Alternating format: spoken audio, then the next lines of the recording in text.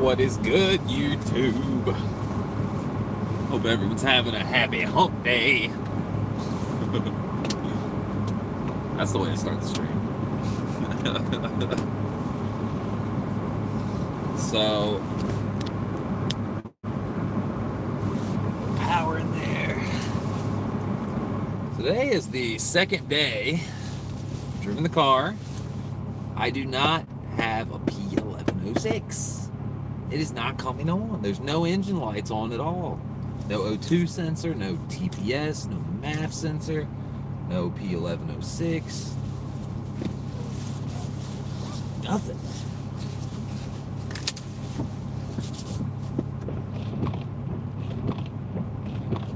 Got a couple errands I gotta run, but I thought I'd touch base with y'all, seeing as you can tell from the thumbnail, last package came from Summit Racing. The 10 foot of Vibrant Performance braided line. So we got all our fittings and we got all our line. This 10 foot should be more than enough for 3 lines.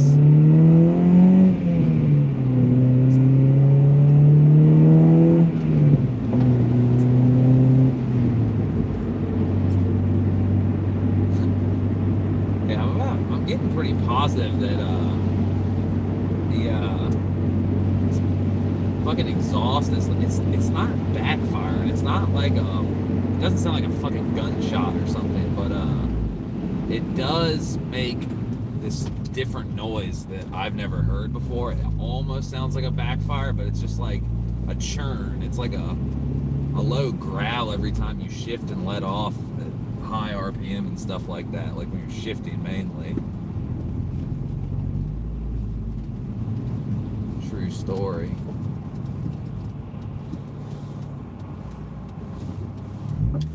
Who we got up in here? I see one person. I got one gooder.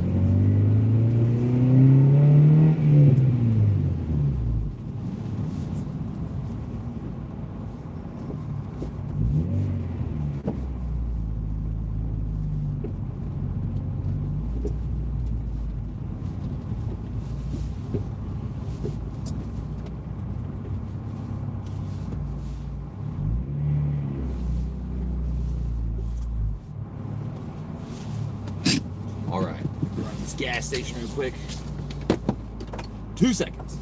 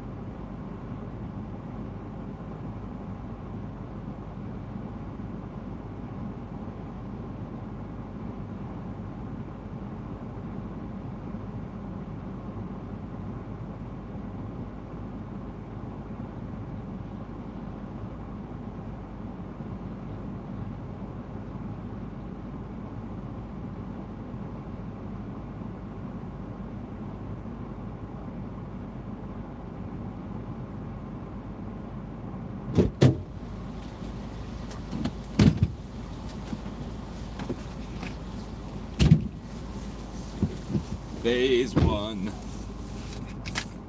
Phase 1? What the fuck was in here?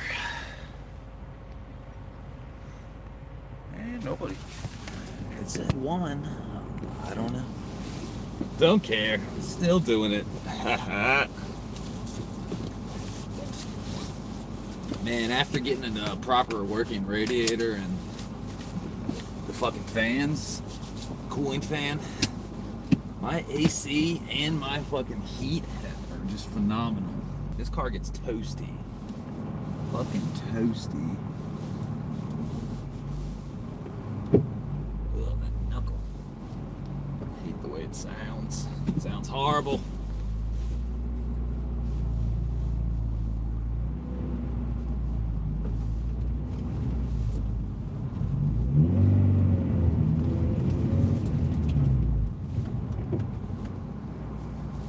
Man, this idle is really breaking in nice.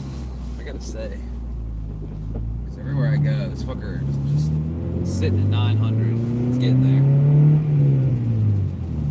But what interests me is not about the idle so much. I want to see if this fucking P1106 shit comes back. Because if it doesn't, dude, I already got my money for K-Pro.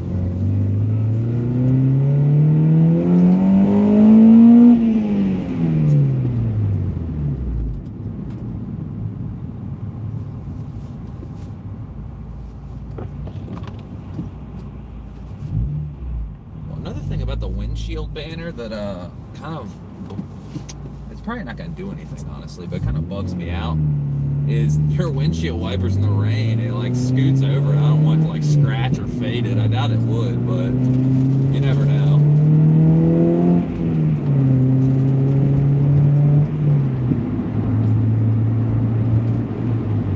Prepare for bump.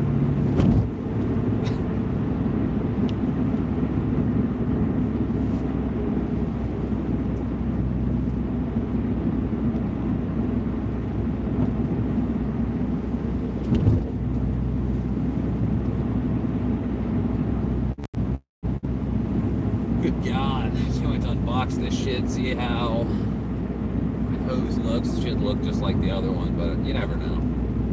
You order from two different companies, because the other one was from K-Series. This is from Summit Racing, and honestly, Summit Racing, for the same items, like if you can find the stuff that is on K-Series, but you can find it on Summit, like, go with Summit, man. They ship out quicker, and literally they have more stuff in stock for a better price. Like, that's the one thing I really noticed was their pricing. Like,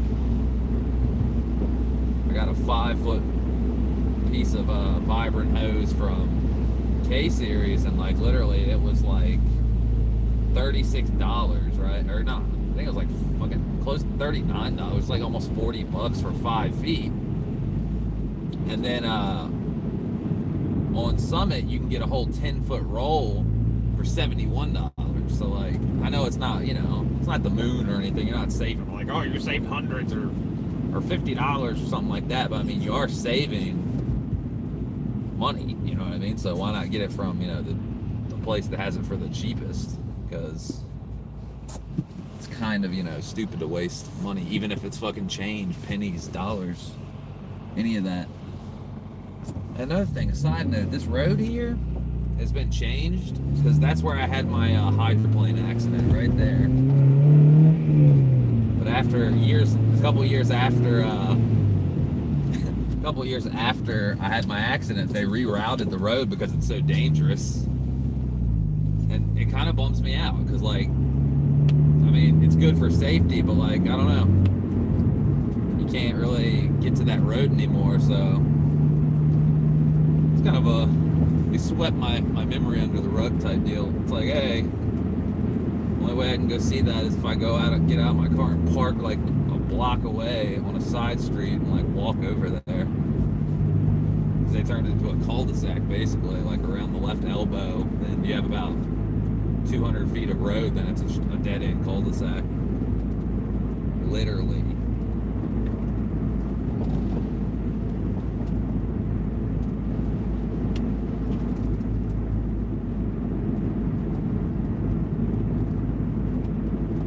Other DC5 news, I've seen two fellow DC5s that live around this area. One is the magnesium, like dark champagne-y silver. I always forget what the fucking the paint name of that is. I think it's magnesium gray or something like that. But that guy's doing like what I'm doing basically. He's doing almost like a Type R clone, you know, DC5 Type R look. But he's doing. I've seen the only things I've noticed. I've seen him a couple times. I think he even lives in my close to my neighborhood. Is he didn't do JDM brake ducts. He did some yellow fog lights, which is cool. But I like more function than fashion. Honestly, I think keeping your brakes a couple of degrees cooler. That to me is worth more than just seeing some yellow fog lights. Because I mean, how often are you driving your daily driver or track car, or whatever you're building your DC5, your Honda for? How often are you in the fog racing or commuting? It's if it was foggy out, you wouldn't be driving unless you had to out of complete necessity. So that's my whole argument with it. It's it's not that it doesn't look cool, but it's it's kind of a waste if you can put something functional there, like an air duct for a turbo or ram air effect, or who knows what the fuck else, more room for piping or something, if you had to cut the bumper and shit like that. This road is so goddamn bumpy, goddamn.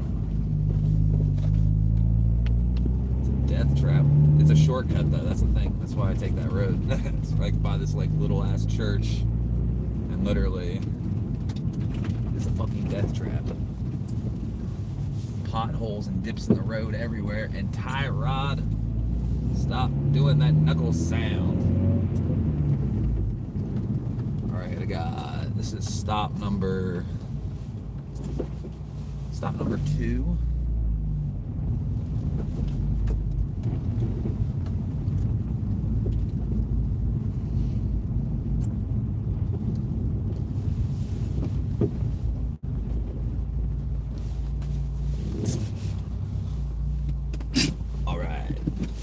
Stop 2, hold the fort down.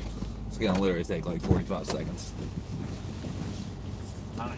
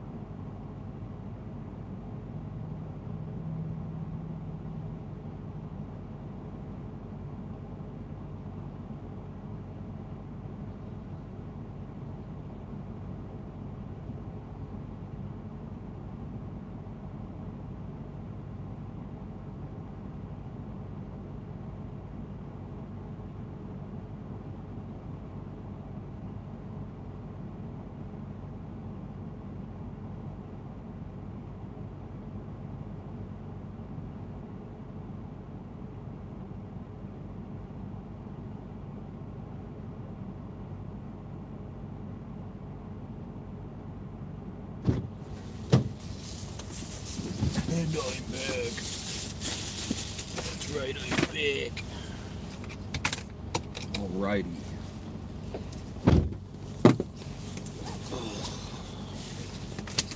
Now I gotta count my money and see how my cash is doing.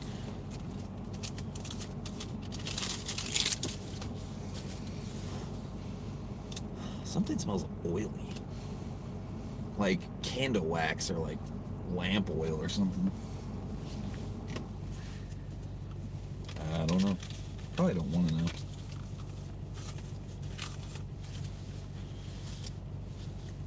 What the fuck is this? Let's go to Riley, which is where I'm going next. Because when I went to go get the multimeter, another thing I totally overlooked was the hose handle. I mean, today's raining. I mean, I really don't need to do this. Just, something to do. Get out the house on this dreary day. Put my car to the hydro edge. 5, 6, 7, 10. 12, 13, 14. Yeah, I would assume that a hose handle is going to cost like, you know, 10 bucks maybe. At the most. I got money in my account and stuff, but I'm not trying to dip into that. That's K-Pro money. It's K-Pro money. Man, every time I shift and like I move my power steering, I can hear my exhaust going ruh, ruh, ruh, ruh, in tandem to the movement. I don't know what that's about. If any of you guys know what that's about, let a Honda brother know. God, these tire rod ends, man, they need fucking lobotomy.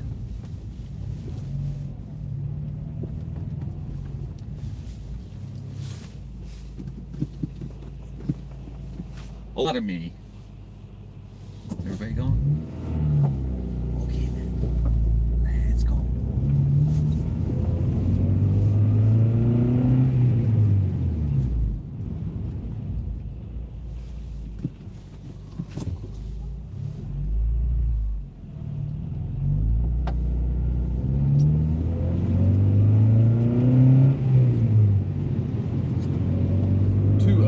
We go. Hopefully I won't spend any more money in there other than getting a hose handle. They're gonna think I'm some kind of fucking prankster, like coming in to get a fucking hose handle when it's pouring rain. You're like, I'm trying to wash my car today. Duh. Hi.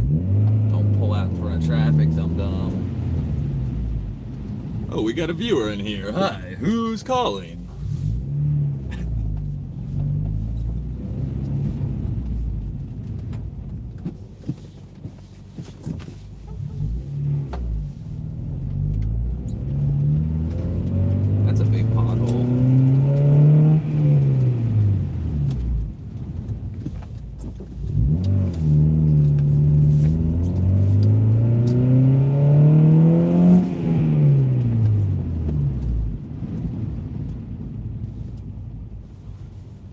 Y'all, can't wait to unbox my hose, see how it's going, see if it's quality.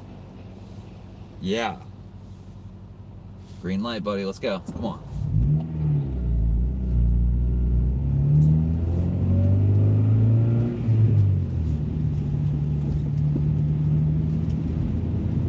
But yeah, seeing as we're driving, we've been places, TPS is not acting up at all. Not even a Gillette on, man. I can't wait for the next couple of weeks to see if this P1106 just doesn't come back. If so, that saves me $700. $700. Man, 6 gears is a fucking trip, man. Going 50, 2,300 RPMs, just chilling.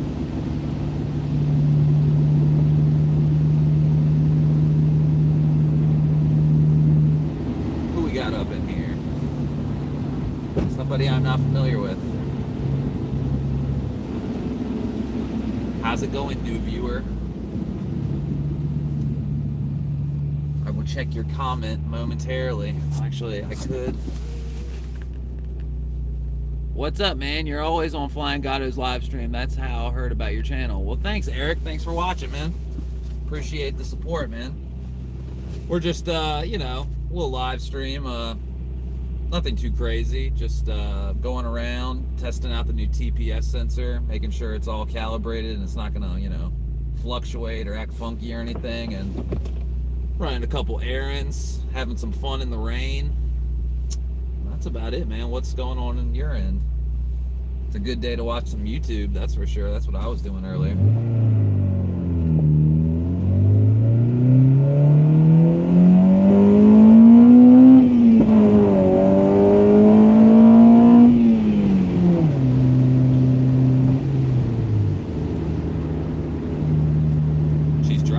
I'll tell you that much. Haven't had a fuel cut or low rev limiter, like that automated shit, kick in, so it's definitely feeling good. The only thing that makes me feel like it's a little off, or maybe I'm just not used to it, is the exhaust is definitely sounding a little lower note. when you cut your wheel for the power steering, you know, your power steering pump, it's making the exhaust make noise. Like, you'll cut your wheel, and it'll make the idle go up just a little bit, like a hair. And literally, what'll happen is, when you're cutting the wheel, the same rhythm, the exhaust will be like, whoa, whoa, whoa, whoa. Kind of like do it in tandem. It's kind of weird.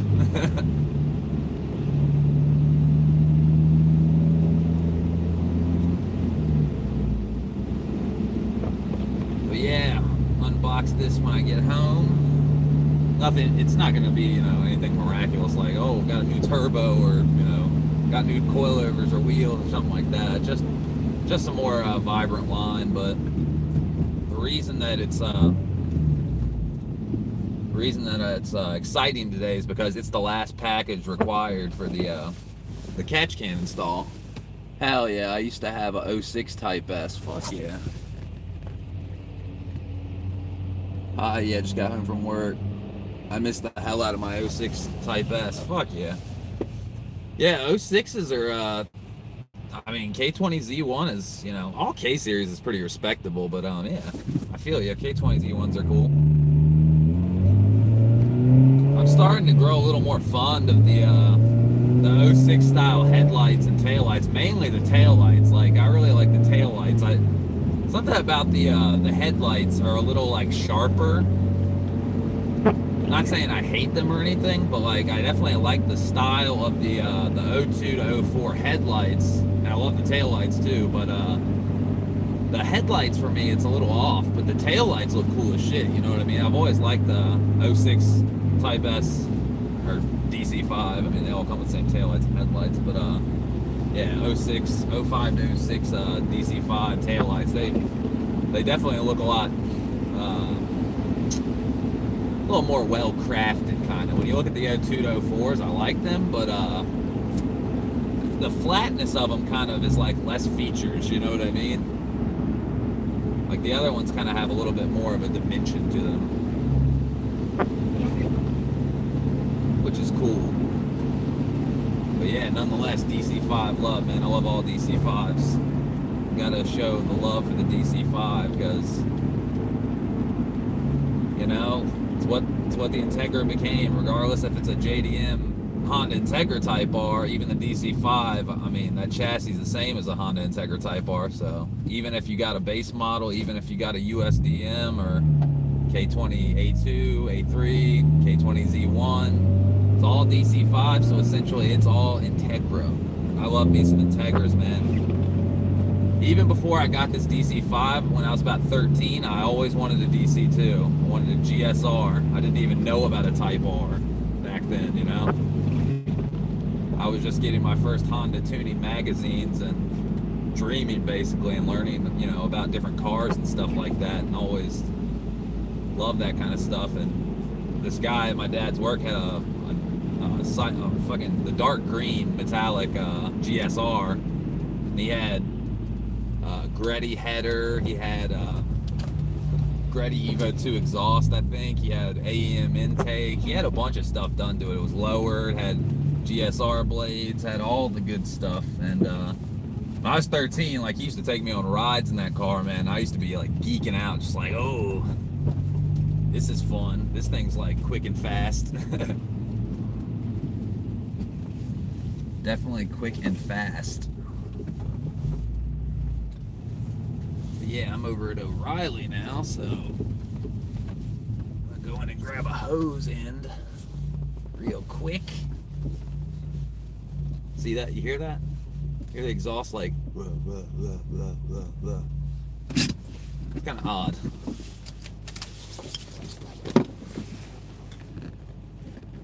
What do we got? I haven't seen any comments.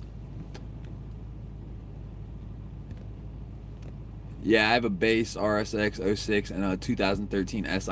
Hell yeah. Oh yeah, I feel you on that. The DC2 and DC5. Hell yeah. Yeah, man, all these Hondas are linked up, man. They're all awesome. But I'm gonna go run in and get this hose in real quick and entertain yourselves. Get a beverage, a quick little intermission. Could you hear the exhaust? Isn't that kind of bizarre? Because the idle's sitting good. I calibrated the TPS to what they said to do it. Typical TPS, like a stock Honda TPS, would be at half a volt close. But this one I got upgraded, Acuity Hall Effect TPS. They recommend you start at 0.48. And then if you have issues, go to 0.49. And if you still have issues, just go to the recommended stock half a volt, basically. So I'm giving it a test run to see, you know, that's the only variable I've heard so far is, like, you know, the exhaust note a little bit. And I mean, that could be because the car's not tuned, and air-fuel ratio maybe, because, you know, TPS definitely affects your air-fuel ratio if it's off or if it's not calibrated right. Or I am running a 74 millimeter throttle body and a aftermarket Skunk 2 intake manifold. So, I mean, any of those things could, you know, throw the note of the exhaust off, or your air-fuel ratio and all that stuff. So I'll be right back, guys. Hold the fort down.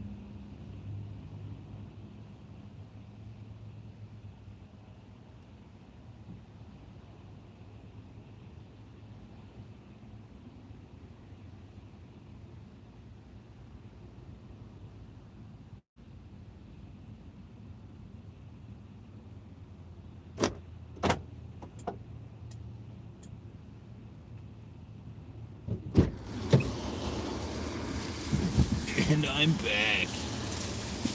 Alright, I didn't go too crazy in there.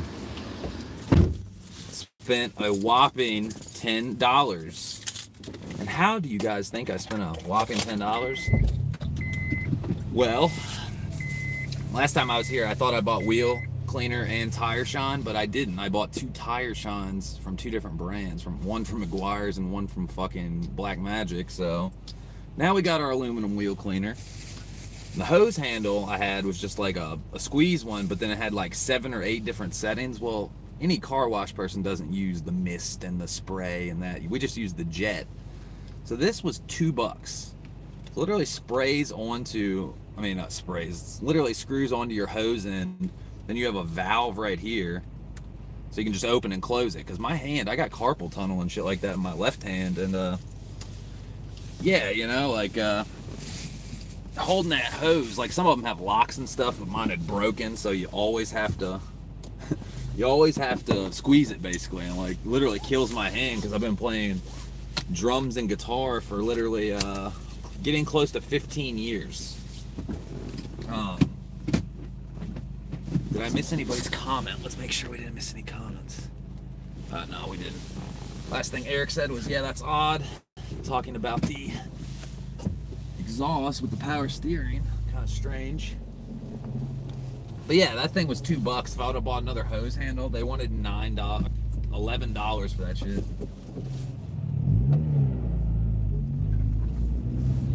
Big old pothole. Man, all this rain sucks. And we gotta get...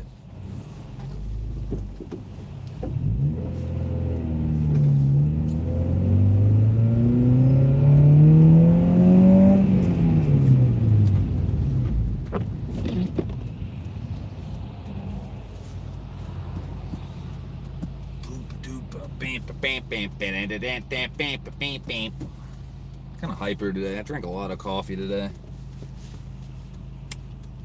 And by a lot, I mean 10 cups. Well, probably like 8 cups.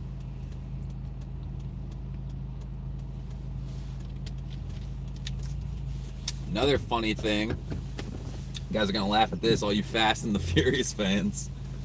When I was 13, when those movies came out, damn, yeah, 8 cups on Wild Style.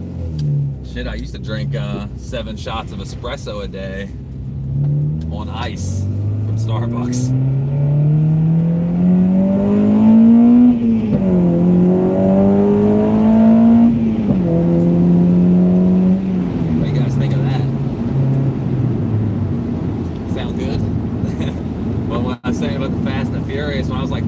That first movie came out, and you know, I remember going to like KB Toys at the mall or something like that, and they always had the die-cast, like, you know, 18th or 25th scale cars, and they had damn, I miss S2000 Redline, and yeah, it sounds good as fuck. Thanks, dude, I appreciate it. Yeah, this where my rev limit is with the reflash right now is it's in the S2000 rev limit ballpark, you know what I mean? They're very similar power bands once you do the reflash on here, because you're going essentially from 8200 to 8600, which might not seem like, you know, that 400 RPMs is that big of a deal, but it most certainly is. I promise you that. Why the hell is my car fogging up?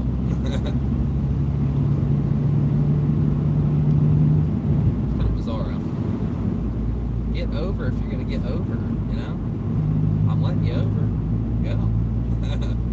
Person's like puttering along, like sicking along, like, I don't know what to do. But yeah, so those die-cast cars, over the years I collected them. I had 4 of the original Fast and the Furious cars, the Dominic Toretto's RX-7, Ryan's Eclipse, the black Honda Civic they used in the heist, and what the fuck was and then the orange Supra, which is, you know, those are pretty much the popular cars in that movie. I wish I did. I wish I would have got the Honda S2000, Johnny Trans S2000. Love the way that car looks, but literally, I I had those over the years. I think they were like 30 or 40 bucks back then when you bought them. I think they were like $29.99. So they've been sitting up in my attic for, you know, well over 10 or 15 years, or however long it's been since that shit came out. And literally, I threw them up on eBay this morning, like maybe 9 hours ago, like 5 o'clock in the morning this morning. So 2 hours, you know, 10 hours ago, basically. So literally, I didn't expect anybody to make a bid or buy it now or anything like that. And the first thing I wake up to, or not wake up to, but get a notification to, it wasn't a text message, wasn't a call, it wasn't an Instagram. It's an eBay ding notification that says, opening bid confirmed. This person has bid $149. That was the opening bid. So literally, I'm gonna get at least 150 bucks out of some die-cast cars, like, because they're definitely not worth like a ridiculous amount of money. Because die-cast cars are pretty expensive, but the only one I could find that was comparable to, like, you know, wasn't a replica or a knockoff or anything like that, was the black Heist Crew Civic, or whatever you want to call it, the black one they use in the Heist. And in the box, the original packaging, it's worth about 130 bucks. But mine's not in the original packaging. Like, theirs had been open, but they still in the box. Mine doesn't have the box. I just have the car, and it's in great condition. So I was like, yeah, how about 50 bucks? 50 bucks a car. I got 6 of them because I got 2 of the Too Fast, Too Furious ones from back in the day too. And it's 300 bucks for the lot, basically, if you know, 50 a car times 6. So the opening bid, there's a few people watching it, and literally I'm gonna get at least 150 bucks out of it at this point, you know what I mean? So I really can't complain when I'm trying to get money for my actual car. Like, who the hell needs some die-cast toy cars, basically? I mean, they look cool and everything. The movies are, at this point, like a cult classic or whatever you want to call it, but, you know, I'm not really bummed out if I sell them, you know what I mean? Those are toys, you know what I mean? They're just sitting up in the attic. It's not even like I have them in an office or, you know, a case or in my bedroom or anywhere on the shelf or something like that. So that's why I'm kind of like thinning out the herd. If anything that's up in the attic that's not super sentimental, you know, you thin out the herd, you make some money, some extra cash, man. I've made, in 1 month on eBay, I've made $1,000. And what did somebody say? Let's see. As you were drinking all that coffee, holy shit, man, that's what's up. Right? Man, with this windshield banner, it's damn near impossible to see this stoplight. Like, literally. That's the one negative of a windshield banner. Oh, but I could, well, yeah, that'll work.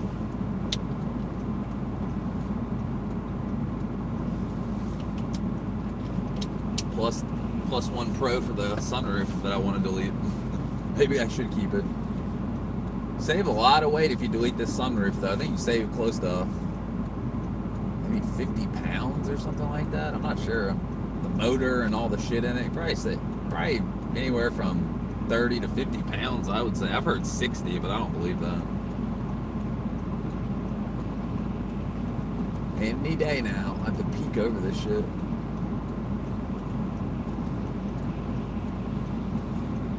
Any day now. This hurts my neck. Maybe I should lean my seat back, do a gangster. Maybe. Any day now. Come on. You guys seeing this? I'm gonna need a fucking chiropractor after this. Green light.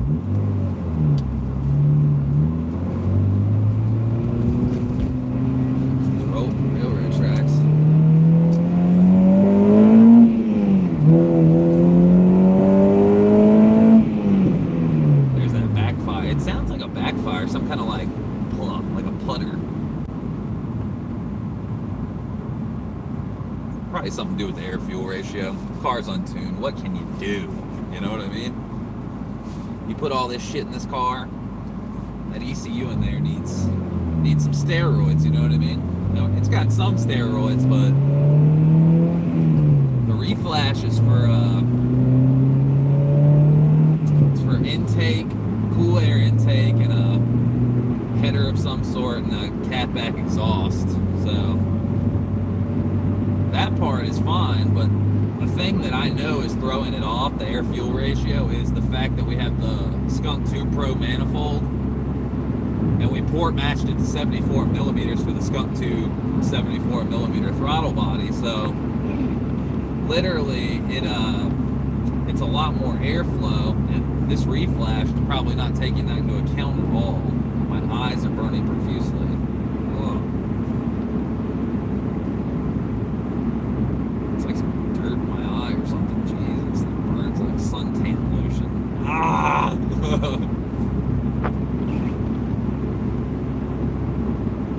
I didn't know we went through. Whoa, my eyes, dude. What the fuck?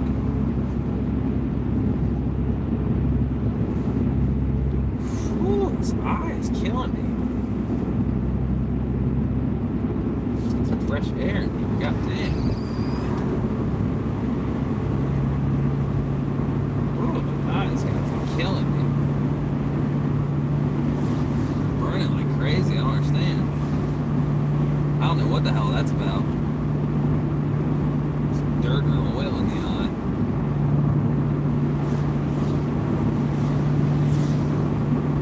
Oh my god, my eyes are burning like crazy. I don't understand it. Literally, like I'm crying and my eyes feel like suntan or something. Fuck. Guys, I'm dying over here.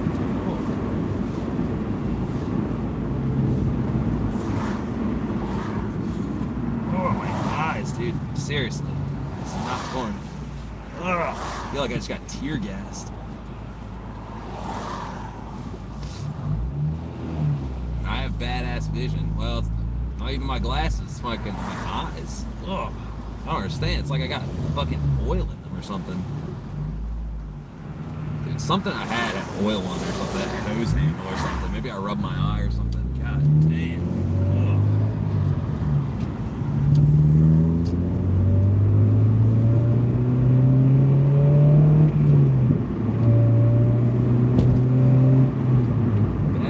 Driving when your eye is literally like on fire.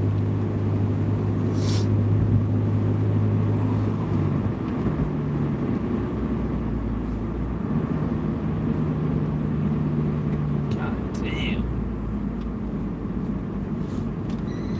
This fresh air is like the only thing that helps. Woo. God damn, that stings. It's like in both my eyes. That's the most peculiar thing. I don't know if it's like eyelash or fucking what. I can't wait to pull in my driveway and just like wipe my eyes off. Whew. Man, my eyes are like blood red. And no, I haven't been smoking pot. My eyes were burning from smoking pot, and they would have burned the second, like, it happened. It wouldn't be, like, down the road. Woo! I saw your comment, Eric. I didn't see it, but I saw it pop up, so once I pull in my driveway and relieve my burning eyes, I will gladly read it and comment back to you. Woo! Literally, that's the only thing I can compare it to is like getting suntan lotion in your eye or like fucking pepper spray. Jesus.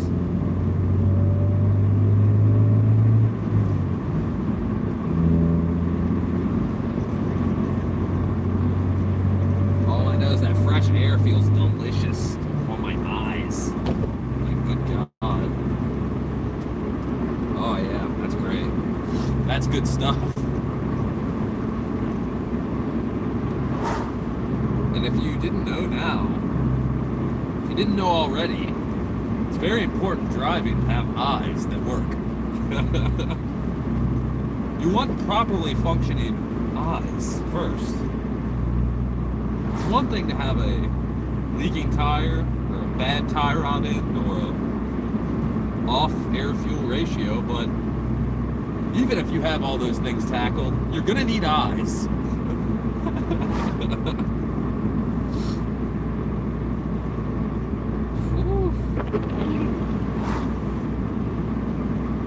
of wild style. That came out of nowhere. Fucking nowhere.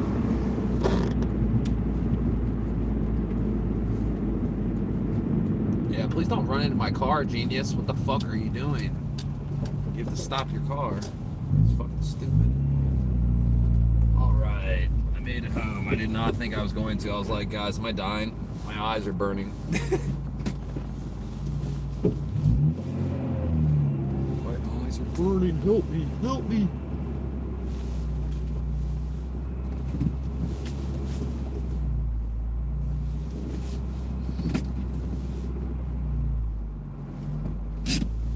Alrighty. Woo. And right as I get in the driveway, the eyes stop acting up. Good God, that's intense. Not like any eye crust or dirt. What is it?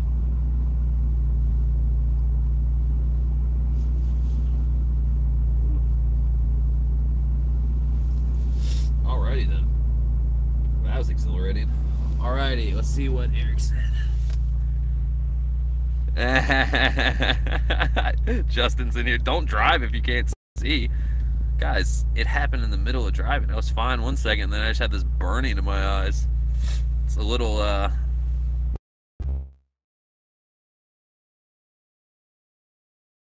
I can't drive. It's like, literally like, hey, I have to. And I had cars in front of me on all directions, so, and it's raining, so like, whew. That's a close call. Because literally when I was making the turn in my neighborhood, I was like, dude, I can barely see. My eyes are burning so hard, they're like mandatorily shutting. You would have thought I got stung by a bee and had a, you know, anaphylactic shock or some shit.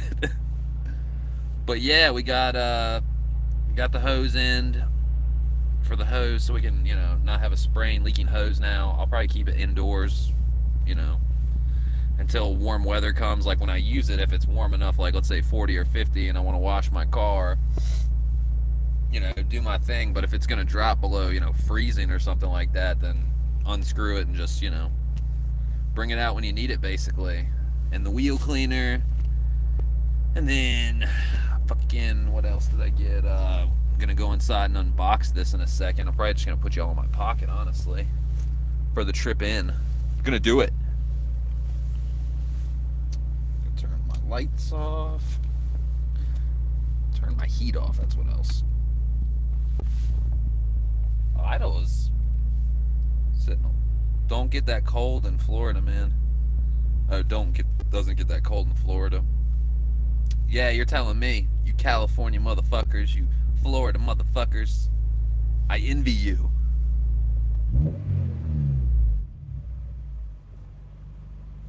Yeah, the idle's acting a little, after driving, it's acting a little, it was idling just a little high. Let's see, look here, let's see what we can whip up.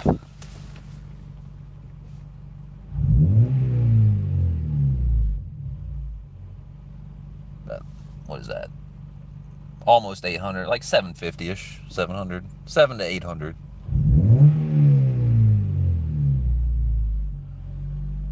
See, now it's going a little high. You know what I mean?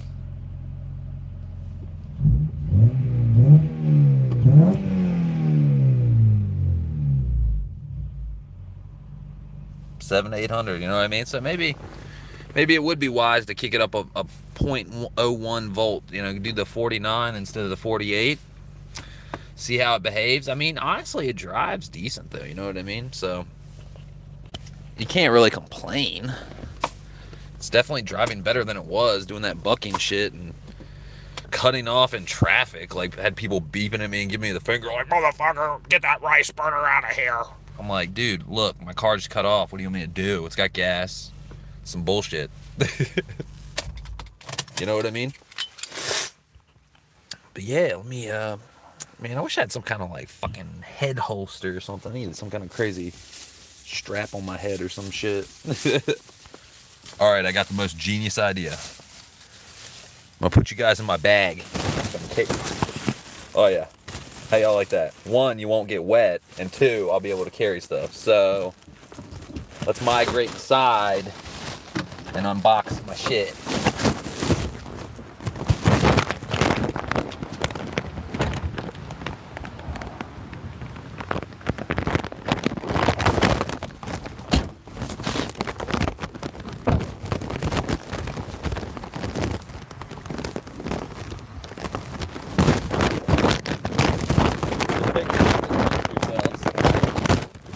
Technology, this new filming technique called in-bag. Like a car.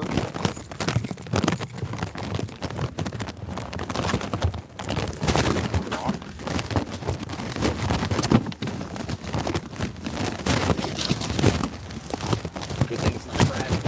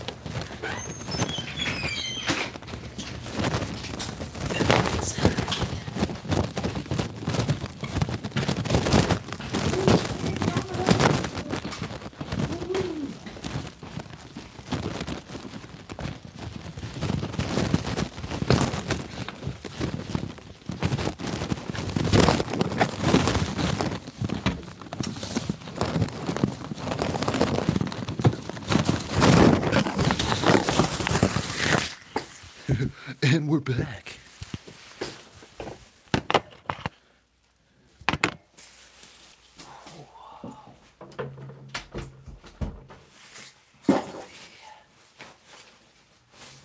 Took my jacket off.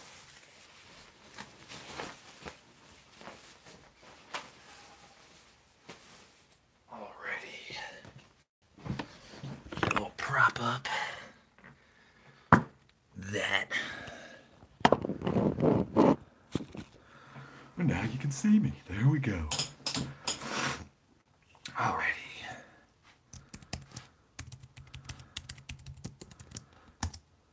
That. Pull up ye old comment thread so I don't have to keep looking on there. And proof that I drank all my coffee. Oh no. Oh no, that's sad. I want more.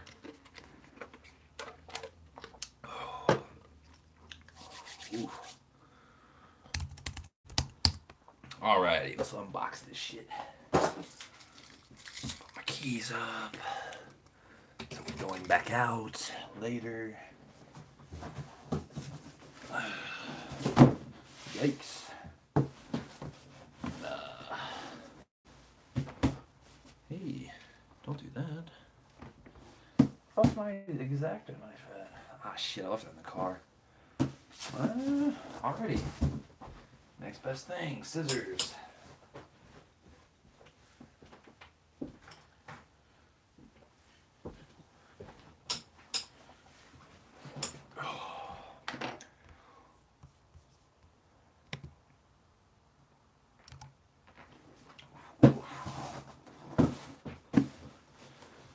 Oh, I missed your comments, Eric. You would hate the summer, 100, 110, and the humidity sucks. Dude, you're absolutely right. I would hate that. You want to know why?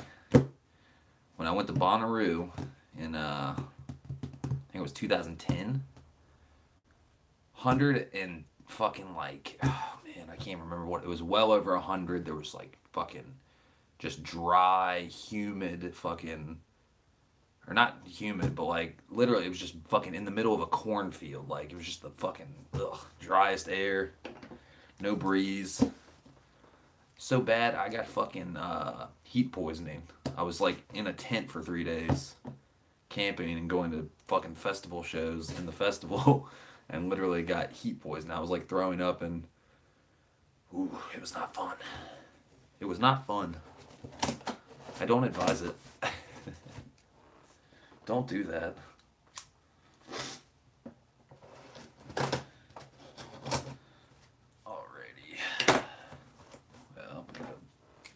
Gotta get the top.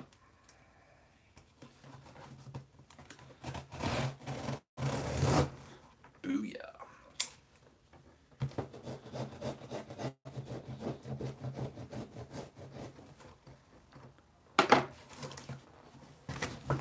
Hey.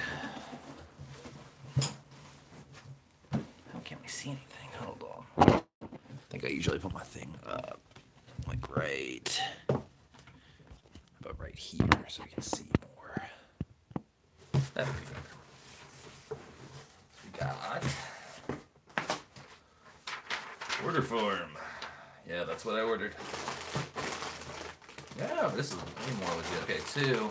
I've been saving all these little air packets because I'm an eBay shipper now, so eBay seller, shipper extraordinaire. So I save those because, you know, you don't have to keep buying supplies, tape and wrapping and bubble wrap and packing peanuts and all that bullshit, you know? So save all your boxes too, you know what I mean? Vibrant Performance. E85 friendly. For all you people that are curious if it's friendly to E85, it is. It's absolutely a friend. There's that. What we got?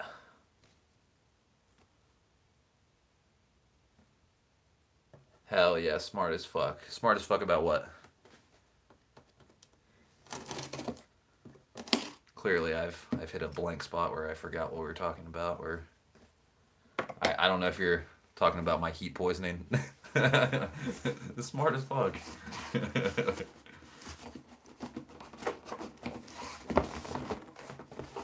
Yep, that's the same shit. Oh wow. Saving your boxes and packing, yeah, definitely. You wouldn't believe how much that shit cost. Alrighty, so this is 10 feet. Yeah, okay, it is 10 feet. They wrapped it so tight and nice. I thought it was like another 5 foot one. I was like, yo, what the fuck? Paid $71 for this. They put it in a nice box too. Like the other one just came in plastic, and I guess it's because it was smaller. So there's that. Right. Okay. And I don't know how many the videos you've watched, Eric, but since you're in here, you're a new person. We'll show you the rest of the stuff I got for the catch can. You know, the catch can itself, some other things. Let's see. We'll start with.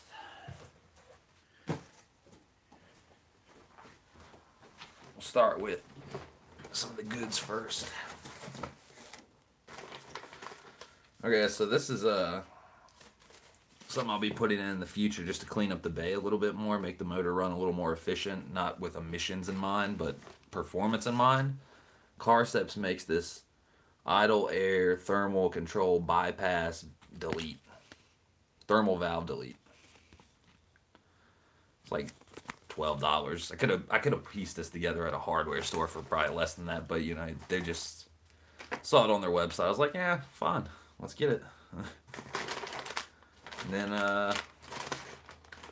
then I have the K-tuned one. This is for the idle air assist delete. Another like $15. And then these right here were a fail, because these are hose ends, but they don't fit correctly. Show you exactly what's wrong. I could probably return the ones I haven't opened. That would probably, you know, give me back $50 or $60 at that point. Open up! Open sesame, do it! I'll show you exactly what's wrong. Let's see, this one right here. So this is what a fitting that we want looks like, but unfortunately I want it all blue. They do not make an all blue one. They only make it with blue and red because they're Summit Racing, and Vibrant Performance only makes them in black. So but they do make hose ends in blue. So I was like, hey, I'll just buy these and swap it on here like that, and we'll have all blue. It's not exactly how it works. I'll show you right now. Try to put it on. It can't even start the thread. It's not even close to the threads. Why is that? If you look at them close on this side, they are both for dash 10 hoses, right? Flip them around. See anything different? The red one is substantially bigger. This one is like, I don't understand it. It's almost like this is a dash 10 hose on this side and then a step down or something. And it's just fucking stupid, you know? Very odd. It was a bummer too, because these were like, these little fuckers right here were 16 bucks a piece, and I ordered 6 of them. So I can return 5 of them, or sell 5 of them if anyone needs whatever the hell this is. Dash 10 to like dash 8 or 6 or whatever it's for. It's not what I'm looking for. And literally the part name for this is this is part number 20960B, and it says dash 10 AN hose end socket. So it's a dash 10 hose end. That's a socket. So it's like, why wouldn't you make it a dash 10 like that red one? You know, it's so stupid. But yeah, it's definitely a bummer, because this is the way it should fit. You have it here, goes right to the pitches.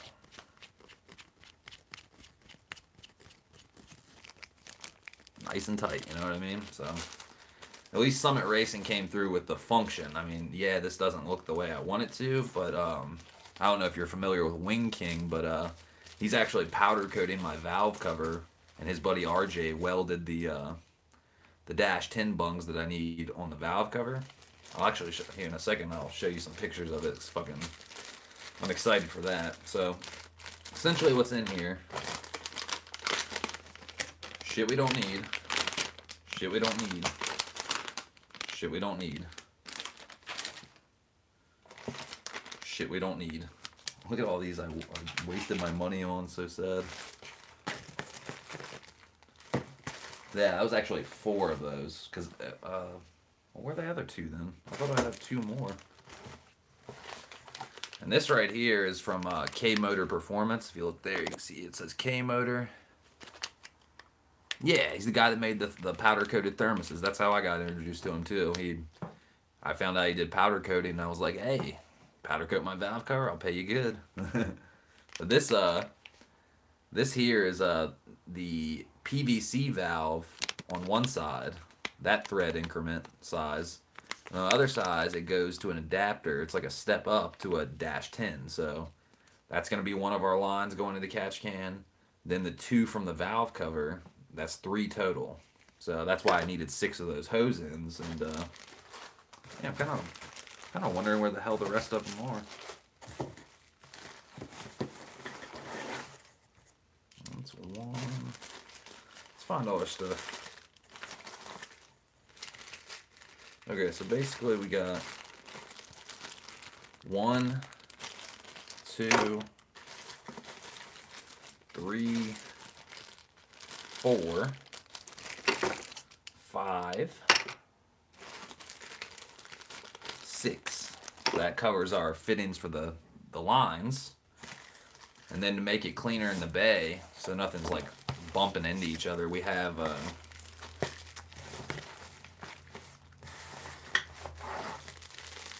2 of these Earl's fittings. These are dash 10 female to males. And these are what's going to go on the valve cover to, you know, be at a 90 so you can route it so it'll look real nice.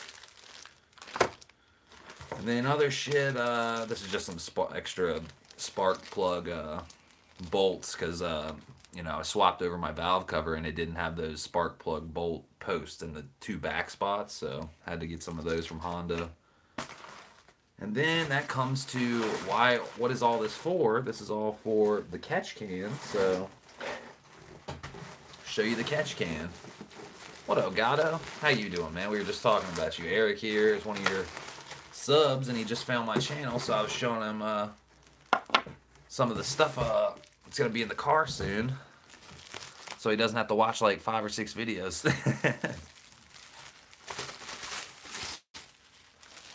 This is what we got here, guys.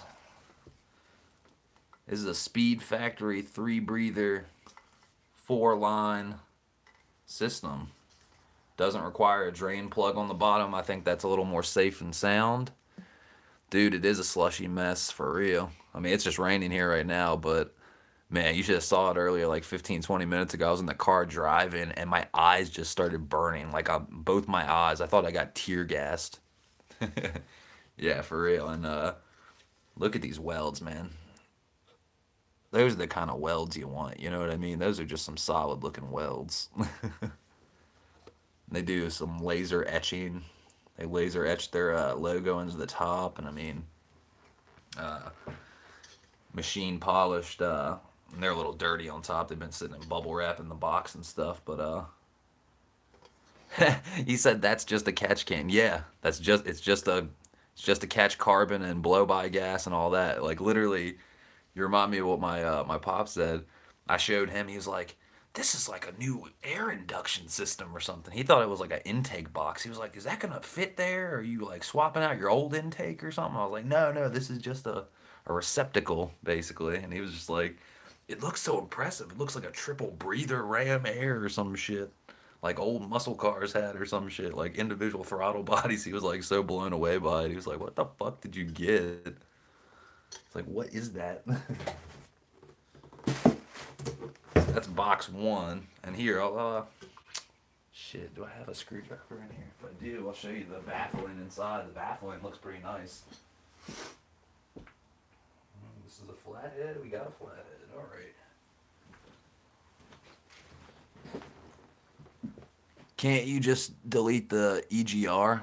Well, the thing about it is you don't just have the exhaust gas recirculation. That's one thing too, but you have the main things that are feeding that carbon back into your intake and your manifold are the PCV valve and where's it at?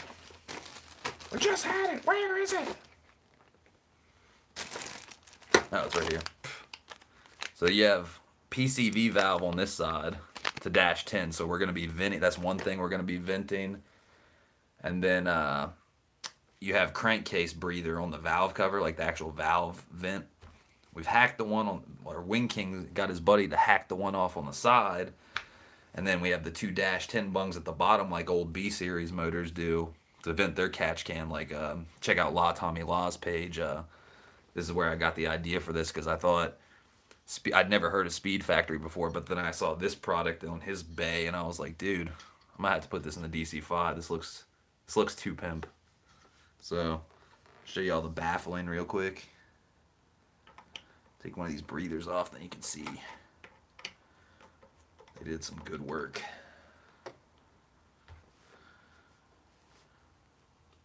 Take one off. And literally, you're not going to have to worry about your...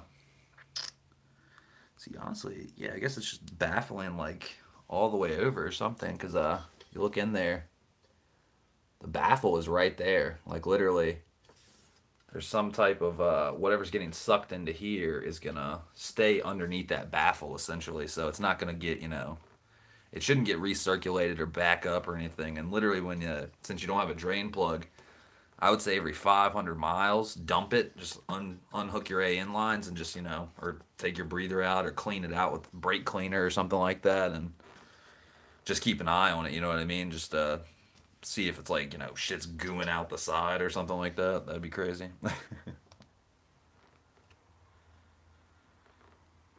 Because depending on if you run, well, I'll have to gauge it out. I would just say 500 miles is a rough estimate, you know what I mean? Because taking these AN10 lines off, and it's going to be in the battery tray anyway, so I mean, it's like 4 or 5, unhook 4 bolts, I mean, 4 like lines, and literally, like, when you look at these AN lines, they're really not that hard to take apart, you know? It's machined on there, so you're literally just taking a AN wrench and literally just wrenching it off. Like, it's not exactly like brain surgery or anything. If it was like the catch can was in a hard spot to get at, but the battery is the first thing on the RSX. It's on the bottom right. It's very, very easily accessible, I assure you, Elias. But yeah, that's the box 1 for all you newcomers. And then let's wrap this back up. Put that back in there.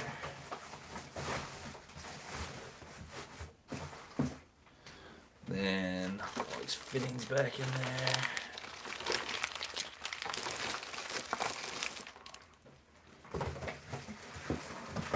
That's all there. And then in the other box, ooh, got some more goodies.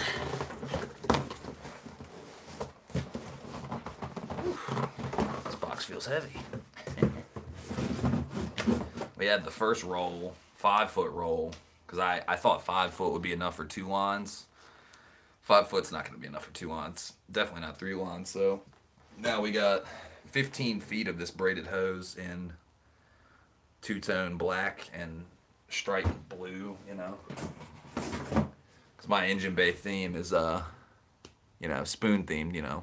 Kind of like a knockoff spoon theme. It's not all going to be, you know, spoon radiator hoses and spoon like genuine parts or anything necessarily, but I would like some spoon brakes. I would like you know, a couple little bells and whistles. But one thing to help that out is any vacuum hose I have that's just flat ugly black, I can use this Vibrant hose kit.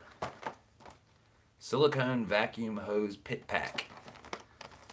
And sizes it comes with are 5 feet of 1/8 inch, 10 feet of 5/32 inch, 4 feet of 3/16, 4 feet of 1/4 inch, and 2 feet of 3/8. So some of the littler hosers, not like, you know, you're not going to have any 5/8 lines like, you know, this braided line is. That's like pretty big. So anything that's small, got new hoses, do those up.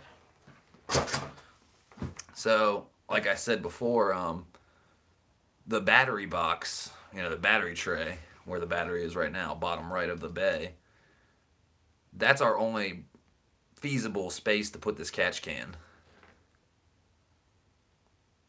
I did that to the Prelude already last year, replaced a lot of hoses, yeah. The only hose I've ever replaced in mine is a radiator hose. It got a little slit in it one time and sprayed coolant everywhere. That's the only overheating issue I've ever had.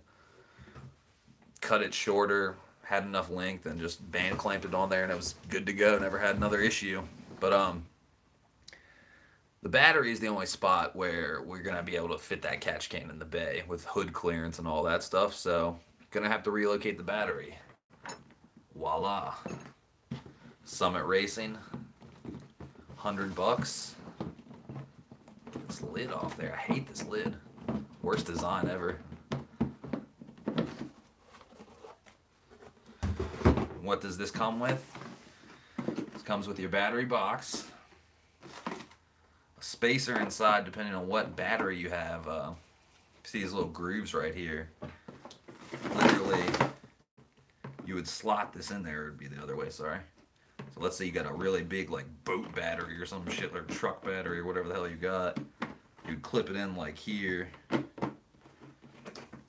to here, so it sits flush. Or let's say you have a teeny tiny little Optima battery or whatever the hell you got, you can put it all the way to there, so you know it fits right there. Whatever your application, they got you covered.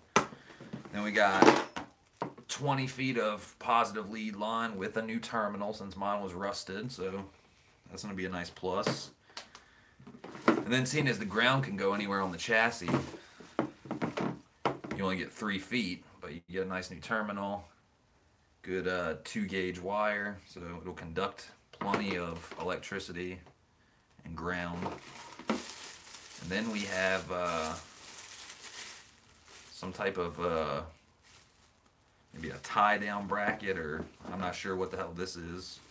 And some more little edge trim hardware, something to brace it maybe, like oh, I see what these are. Okay, no, I totally see what these are.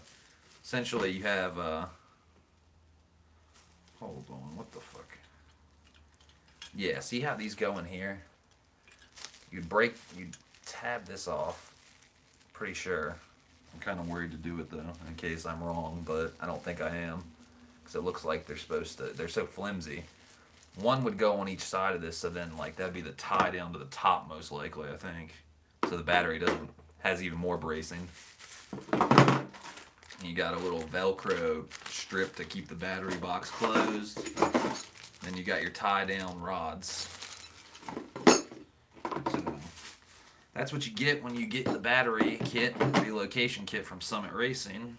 $100, not too bad. And that's how we'll do that. So we can make, accommodate catch can.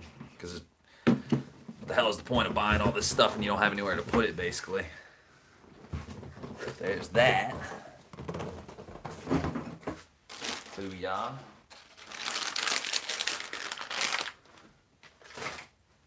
And that's the updated, oh, and then also, he hasn't seen the...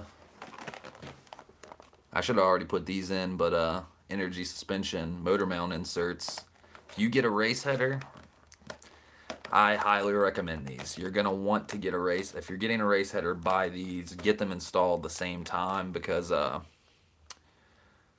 one-piece design of a race header, no catalytic converter, like less joints basically, less bolts and less joints. It's all one piece, so it's more rigid. So if your motor has any flex, it's going to wear out your race header. The flex pipe or shit like that, it's gonna, the welds maybe even after time, like, definitely gonna wanna, you're definitely gonna wanna do that. True story. Ooh, party foul. There we go. But yeah, guys, that's, catching up all you newcomers to the unboxings, because I've had a lot of unboxings in the past month, you know what I mean? So I don't want to make you sit through a whole bunch of unboxings, It's nice to get a recap. If you haven't watched the recap show, go over to Honda Vlogs channel. Chris guy, very resourceful guy. He's like a fucking bucket, man. He's catching everybody's water faucet. Their builds, their everything, basically, you know what I mean? Installs, their clubs, their meets, fucking everything, man. Does podcasting, car reviews, walkthroughs, you name it.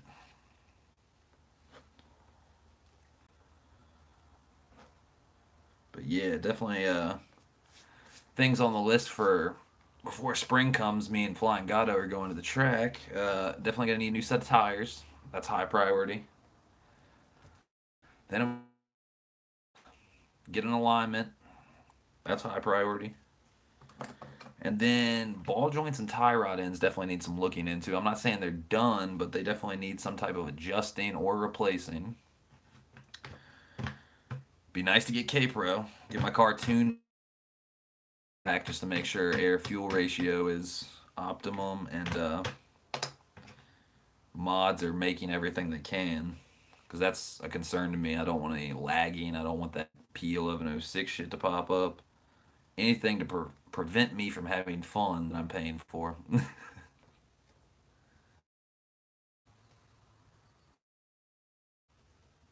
But forward to oh shit, I missed so many comments. Damn, it's like Christmas. Oh no, I didn't. Okay, same thing happened to me in NYC in the Lude. The radiator hose splitting. Yeah, I feel ya. It can happen, you know what I mean? It's rubber silicone. Like something sharp cuts it, it's on. It'll just keep spreading. Alright, gotta put tonight's video together. Merry Christmas, Shades. Thanks, dude.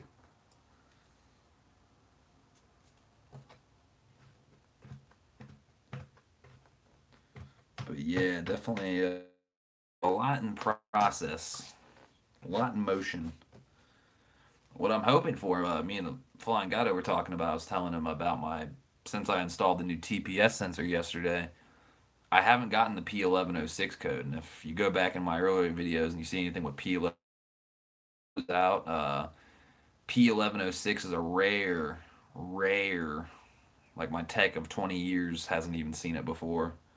On my car or any other Honda or Acura. P1106 is barometric circuit malfunction. performance malfunction, you know, signals malfunction, whatever the hell it is. But essentially on your ECU, one of the chips or little doodads components is the barometric circuit sensor, and it talks to your TPS sensor. Since I've replaced the TPS sensor, and I know my MAF sensor is okay, it's nothing wrong with that. It's not throwing any codes ever, except for one time because of the TPS. It was just so fucking out of whack. It actually threw a MAF sensor code, but they all relate information, you know, communicate information back and forth between each other and make the car drive appropriately. So it's like if one thing would make other things fucked up, you know what I mean? Who's 4, and then you told them it was 4, but then they were like, no, it's not, it's 19. You're like, what? You're like, 11 plus 8. It's like a bad messenger, basically, and it makes for a bad conversation. You know, I know that's a weird analogy, but it's kind of what's going on. But since I replaced TPS, fucking literally no issues whatsoever. Other than that little, you know, you turn the wheel and you kind of hear the exhaust, like, singing along with it or something. Like, I don't know what the fuck to call that. I mean, that could be just because of where the idle's sitting. Because my car did that before the TPS started acting up anyway. It's like the power steering is makes the idle react or something like that. Hondas are so simple yet so complicated. You guys are right. It does feel like Christmas around here now that I got all these boxes. Goddamn. Trying to think if there's anything else coming. I recently, I don't know what kind of music fan you are, but I recently did an unboxing of a record set I bought. Check that out if you want to, if you're into music. Deerhoof, pretty crazy band. And they put out a 7-record, well, technically 9 because they gave us 2 for free because of delay, but 7-record box set in a wooden etched laser etched box with like crazy cutouts and shit and wood burning their name on it, and only 777 copies. I had to pay, I think it was 125 bucks. Or no, it was like 150 bucks actually, but well worth it. One of the coolest box sets I've ever gotten. Probably behind, I don't know, Frank Zappa 3 album box set. That's like one of the only other box sets I have, honestly. I do have a lot of records, though. 7 cubies. Well, actually, I guess you could call it. I have 2 more on the other side. So like 9, basically, maybe 10. I think each little square holds or something like that. So maybe I got some more in the that are just old stuff, but I love my vinyl. As hipster as that sounds, but I've been collecting records for shit. I got my first record when I was 10, and I'm 29, about to be 30 in September. So 20 years of buying records and listening to them.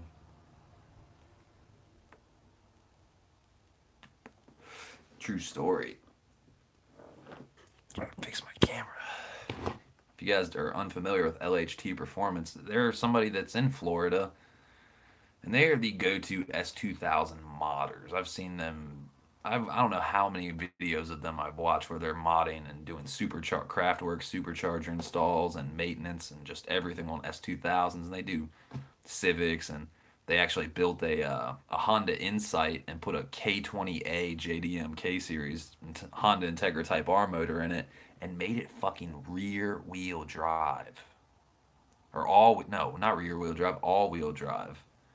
So, I mean, it's just a monster. You got to check that car. It's called the K-Sight. Like, go to LHT Performance's page and type in K-Sight, and the weight-to-power ratio of that car is, like, scary impressive. Like, it just takes off like a bullet.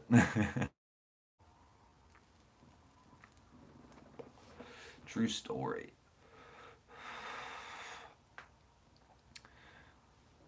Ooh, shit. Yeah, dude, it's a monster. It was in I think it was in Honda Tuning.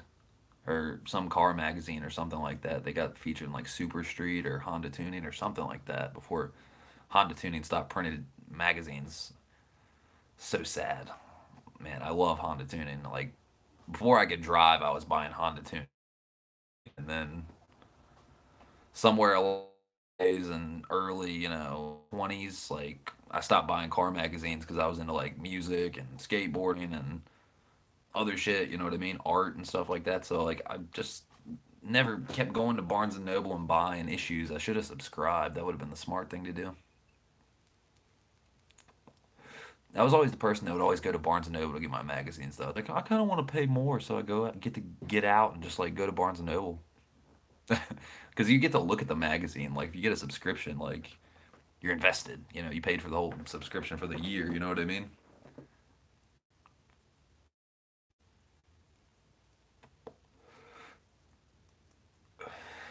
But yeah, definitely looking forward to what's to come. You know what I mean? It's gonna be a lot of fun.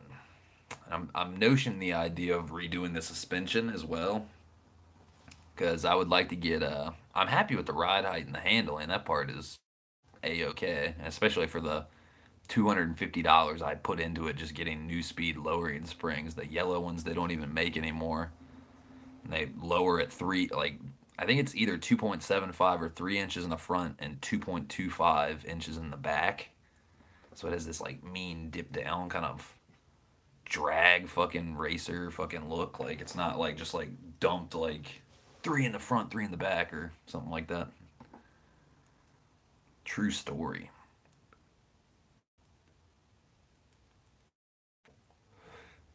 But yeah, the ride quality is pretty bumpy. Flat road, it's fine. It's not anything to do with the springs necessarily. It's the shocks and the damper rate and spring rates and stuff like that with the shocks, stock shocks. Like it's not what you want.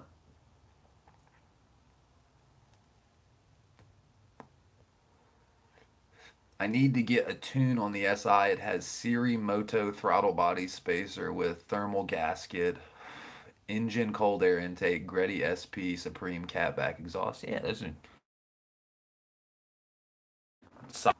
Yeah, the thermal gaskets. I have the Honda one for my Skunk 2 manifold in between the manifold and the engine. That thing is helpful. Like my air temperatures, like air intake and manifold temperatures and pressure and stuff like that. I mean, literally, the only heat I feel in the motor when I open up the bay after driving is off the backside where the header, the race header is, because there's no heat shield anymore. I'm honestly debating. It'd be pretty hard to wrap it with it on there. You'd probably have to take it off because of the bay. Like, it's not much room to work with wrapping shit around like properly and stuff. So you probably have to take the race header off and wrap it and then put it back on. I should have just done that before it even got installed. You know what I mean? But I didn't think it would need it necessarily. I was like, oh, it'll be fine. But that's the only heat I feel in the bay is from the top backside where the header is around that area, and it gets warm. You know what I mean? It's not like burning hot. I mean, if you touch that header, it'd burn the shit out of you. But it's pretty steamy. You know what I mean? It's pretty hot. So like you got to keep in mind that your fuel line is in that area. So what I did was I took some of that gold heat tape and I taped and wrapped the line. So like my intake, my fucking fuel line, and power steering fluid, like types of things. I wrapped all those just for peace of mind. Basically, I didn't want it to get any warmer because the thing of colder fuel works more efficiently for performance and reliability and endurance and everything if it's colder fuel. Hotter fuel doesn't run as good. You know what I mean? Makes sense, but a lot of people might not, they might overlook that. They're like, whatever. It's not on fire. Really. Yeah, about the manifold gasket. Yeah, check that out. It's definitely worth the money because when you look at a metal gasket or or whatever the hell kind of gasket you're looking at, it's so thin, right? So it's a good seal, but with the Honda one, it's substantially thicker. It's probably 4 times or at least 2 to 3 times thicker than a normal traditional gasket, and it's made out of this blue like urethane or composite or something like some kind of cool plastic. It's light blue, and yeah, it's a lot thicker, and it makes the same seal, but essentially it's keeping it 2 to 3 times further away from the the manifold from the motor, so those intake temperatures are not going to be affected by the overall structure of the motor. So whatever's going on there, all those revolutions and parts moving make heat. You want to keep your intake temperature as low as possible.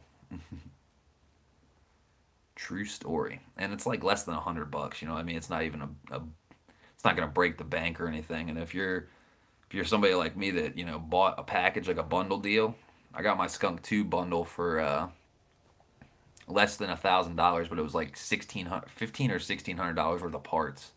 You got the Skunk 2 Alpha race header, you got the Pro Series manifold, and then 74 millimeter throttle body, and I was gonna install, get all that installed. So I was like, hey, just instead of using a traditional intake manifold gasket, let's up the game.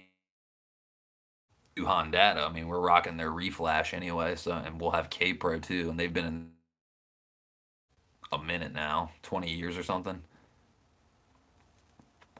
And they claim that you get 3% of your total power band, your whole, whatever your motor makes, 3 to 5% better power gain because of that manifold gasket. I don't know if they're, lying or just, you call bullshit on that or whatever, but I mean, colder air equals more power made. That's for damn sure. So if it keeps the power, if it keeps the air down, then it is making more power. It's an overall healthier motor, basically.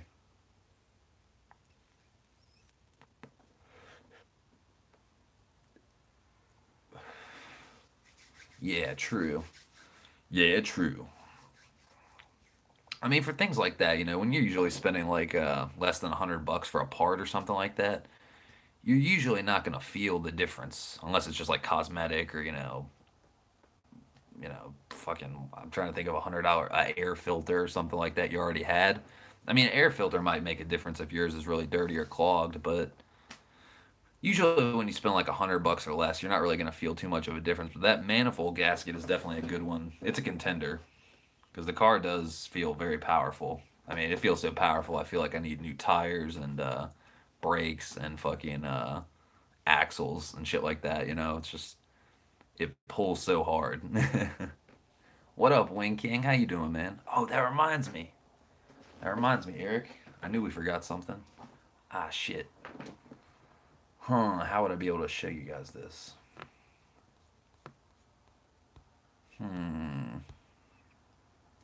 That's gonna be tricky. All right, because my pictures are on my phone, but how would I do that? Okay, no, I know how to do it. I'm gonna send them to my computer, and I'll show you on my computer. So I'm a badass. Cool. Got the photos. See, that's the best thing about Apple's, man. AirDrop. You can send the shit from the iPhone to the iMac or Mac Mini through the air, man. We're talking through the air. So literally, let's pull up these photos.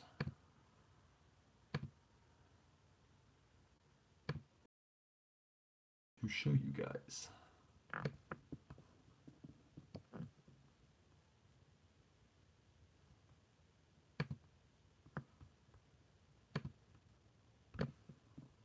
All right, so essentially what we got here, what Wing King's buddy RJ did was weld these two -10 bungs for, our AN10 fittings to run to the catch can. Now the original one is on the bottom right side, and if you see here, I got him to chop it off and smooth it out. Then what Wing King's gonna do is he's gonna sandblast it and clean it all up and everything. And then he's gonna powder coat it spoon mirror yellow, essentially, yeah,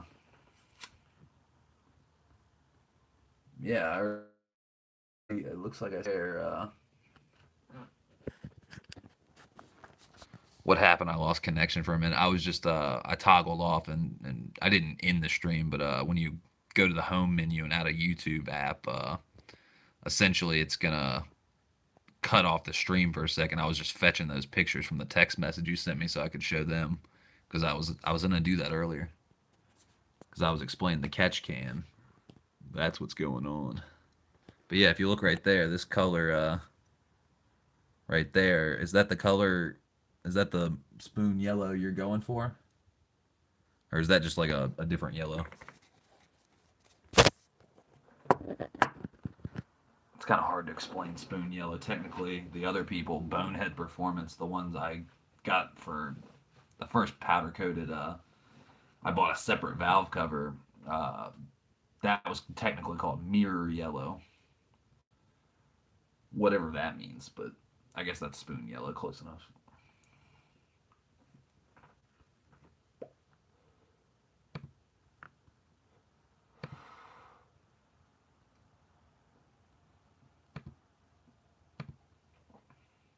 Yeah, because if you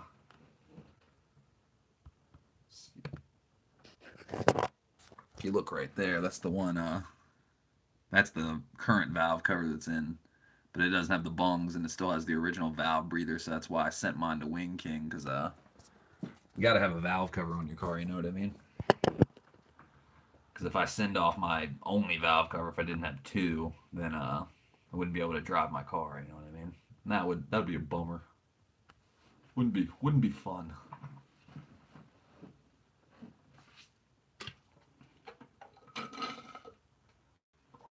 Wouldn't be fun. I was talking so much I didn't smoke but like a quarter half that cigarette. It's very sad. So sad. But yeah, depending on weather, let's see. We're definitely gonna bust out those two valve deletes, the idle air valve or idle air assist, and then the idle air. What is that shit called? What is it called? It's like idle air thermal control valve. That's what it is. What happened? I lost connection for a minute. What did I miss? Oh, nothing. Nothing really. I was literally just fetching your pictures to show Eric because he's a new subscriber. Is he a subscriber? Let's see. Oh, I've gained 2 new subscribers today. I was at 59, now I'm at 61, guys. We're moving on up.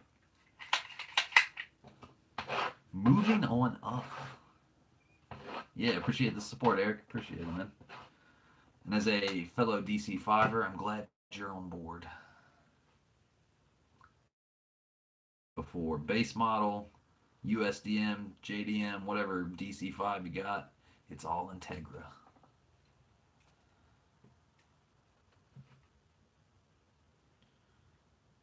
It's crazy to think about the DC2 and the DC5. Like, they're so different, but they like you can definitely see the resemblance. You can tell they're relatives. You know what I mean?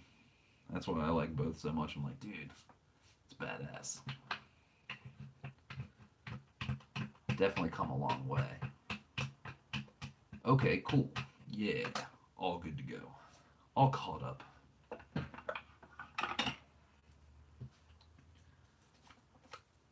Oh, Wing King, in that picture you sent me with like the bungs, and then there's like a little black yellow cap. I mean, it's a black cap, but it has like yellow paint on it. Is that the paint you're using, or is that a different yellow?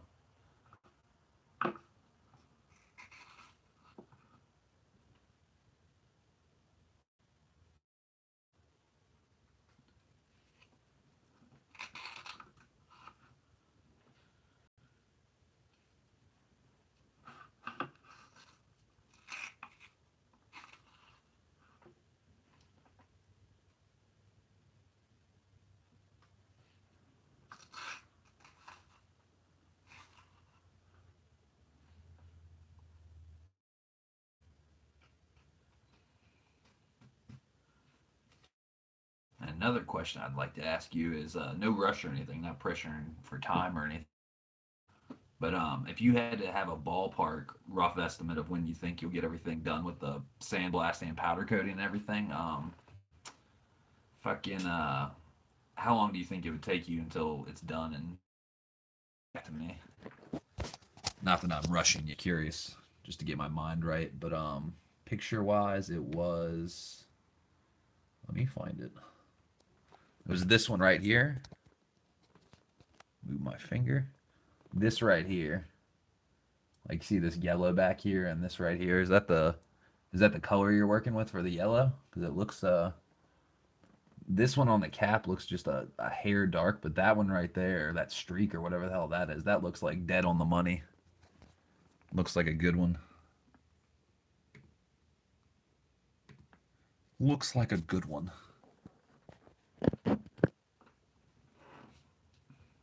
Reason I was asking about the valve cover is I was curious to see how much time I had to work with for the battery delete, because I'm definitely going to get that done first before I install the catch can, obviously. So I just wanted to, wrap my head around how much ETA I have until your stuff gets here, because as soon as the valve cover job gets done, I can start putting everything in motion, essentially.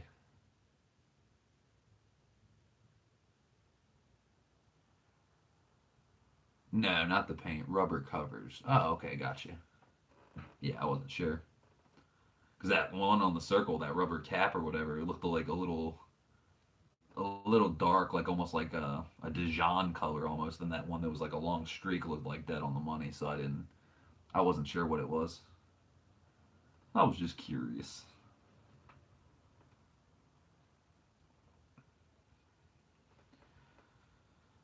Man, YouTube needs to make an app where, like, let's say,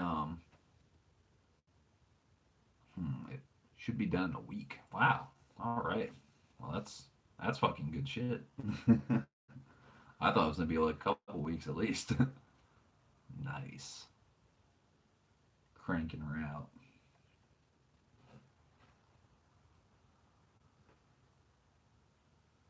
Yeah, whenever it's close to time for that to get done, just let me know and I'll PayPal you some money for the return shipping or whatever.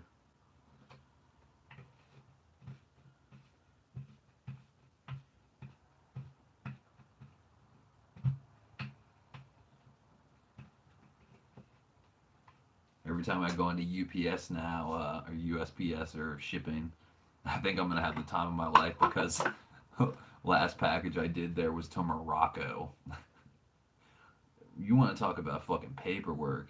Sending something to Morocco from the United States is like a fucking term paper's worth of paperwork and customs, and you gotta write to and from on the to fill out this form and another form. You gotta sign here. You gotta initial here.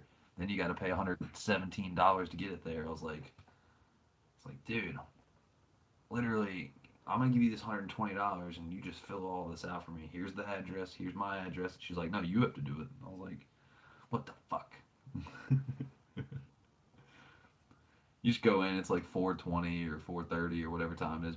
They close like 5 or 5:30. So like literally, I'm rushing in there. I'm taping the box up, making sure it doesn't fall apart because it's a shitty box. And literally, I got like 10 people behind me in line. They have their little Amazon box or something. They're sending something, a little tiny package that weighs like 2 pounds. And here I am with this 17-pound package with a Casio keyboard in it, and somebody in fucking Morocco, Casablanca, Morocco, like with a crazy fucking address, and like, oh man, it was a field day. I mean, don't get me wrong. I found a Casio keyboard in a thrift store for. It's well worth probably 250 tops, but in perfect condition. And this one had a broken knob that didn't matter though. It was an accompaniment knob or some type of blend knob or something you don't really need. And then all the keys worked and everything else worked, but it had a few scratches on it and stuff. And I got $130 out of her, or no, 150. or no, it was 124.99. That's what it was. It was 125, and then she sent me another 110 on top for shipping, and then the shipping ended up being 117. I was like, really? I was like, are you kidding me? I gotta pay $7 of my profits on her shipping. It didn't make sense. I gotta plug my phone in. Let's plug her in before the stream dies. Booyah. Wait, is it the right side? My phone's mentally challenged. The charger only works on one side, so if you have it the other way, it doesn't really work as good. It's a really old charger, though.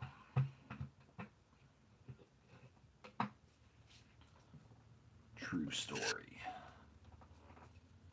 But yeah, looking forward to that, man. So, if you said it should be done in a week, I better get this battery relocate shit going soon. I kind of wanted to give the... Ooh. Roll it! It's my little hack job cigarette tube machine. That's how you save time, rolling your own cigarettes. You buy the tubes, you buy the tobacco. You got the lungs, you smoke with them, and you're having fun. Not really, though. But yeah, if a week's time, even say a week and a half or 2 weeks, definitely gotta get the ball rolling on installing the rest of this shit, you know what I mean? Let's see, battery relocate first, then I'd say if I could try to get my car to my tech so he could get these motor mount inserts in, because he forgot to. Well, he didn't forget last time, it wasn't in the original price quote for $500 for installing all my bolt-ons. Not saying I wouldn't have wanted to install my bolt-ons, you know what I mean, but it literally freezing cold, no lift, no tools, no garage. It's like, literally, it's not fun getting underneath the car in the cold without proper tools.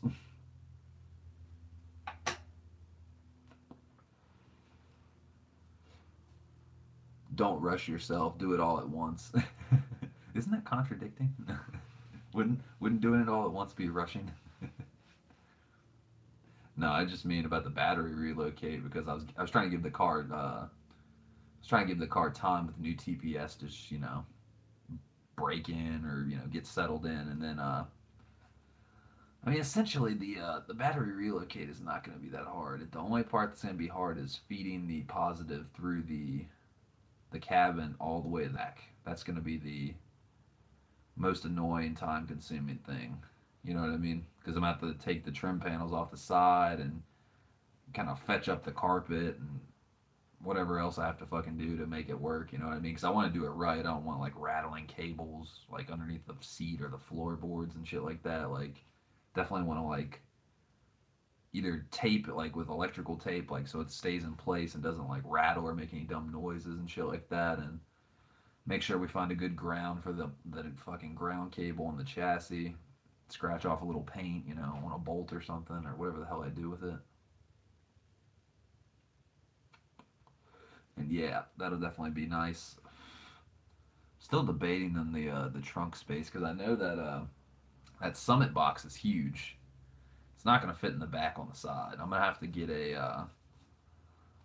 probably a Password JDM. They make a battery bracket for the fucking Odyssey battery, the PC680, and those like smaller series batteries. So I think that would fit, you know what I mean?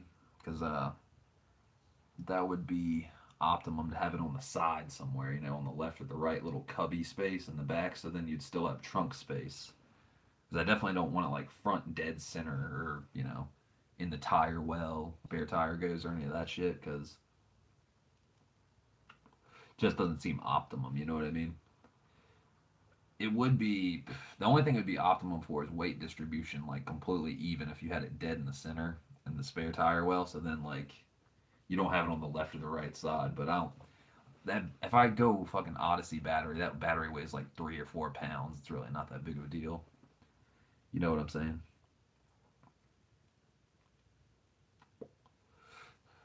So, ugly ass day here. It was supposed to be warm and sunny today, and it is cold and dreary. If it wasn't raining, I'd probably bust out these valve delete kits for the idle air assist and the thermal control valve or whatever the hell it is, because that shit in the bay just looks like such an eyesore. I know, like, I'm not trying to pick. I have a K series, I have a great car and all that stuff, but to a degree, like, when you look at the whole bay and what it could be, man, there are clean engine bays out there, guys. I promise you that. Eric, shut up. It was 80. It was 80 here today and sunny.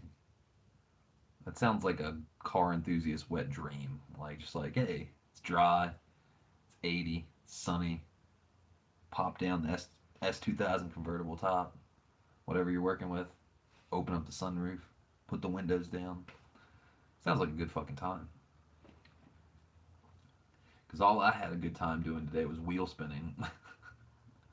Just in first gear, as soon as you fucking floor it wide open throttle, just brake traction. You can't get an inch of traction.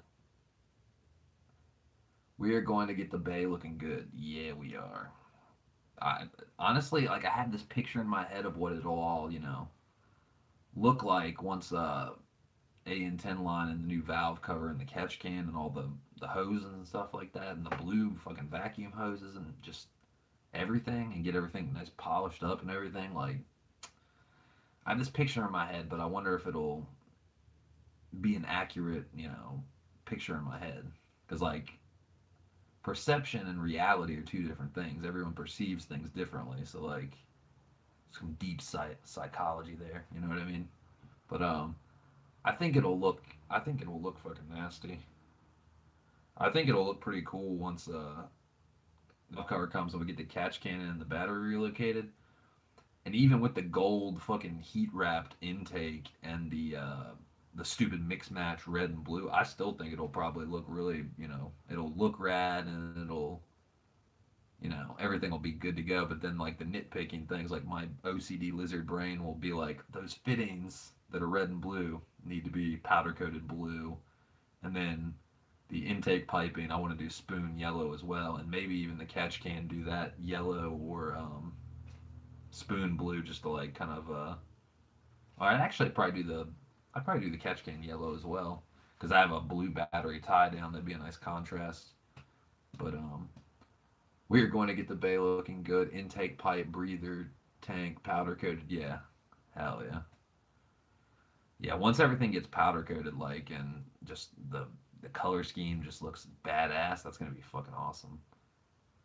It's definitely gonna be rad. And a new fuel rail too, like yellow valve cover, and then get a K-tuned or a hybrid racing blue fuel line. That shit's gonna pop. All that yellow and that blue. People are gonna be like, "What are these? Your high school colors?" It's Spoon. No. So ironically, the high school I went to, our colors were blue and yellow. So it's just, like, ironic. It has nothing to do with that, though. That's the funny thing. Because I wasn't a big fan of my high school. Especially for pep rallies and sports. Not my thing.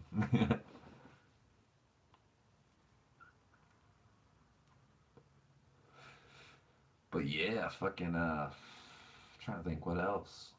What else do we have to get? K-Pro, if he said those were my high school colors. For real, they're pretty typical. I mean, it depends on what school, what area, but, like,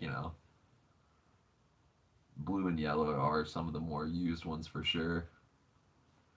But concerning K-Pro, I have two routes. I'm either gonna need to buy a new ECU, so that's $700, and then just get it from Honda. That's $1440 for a new ECU with K-Pro version 4 on it.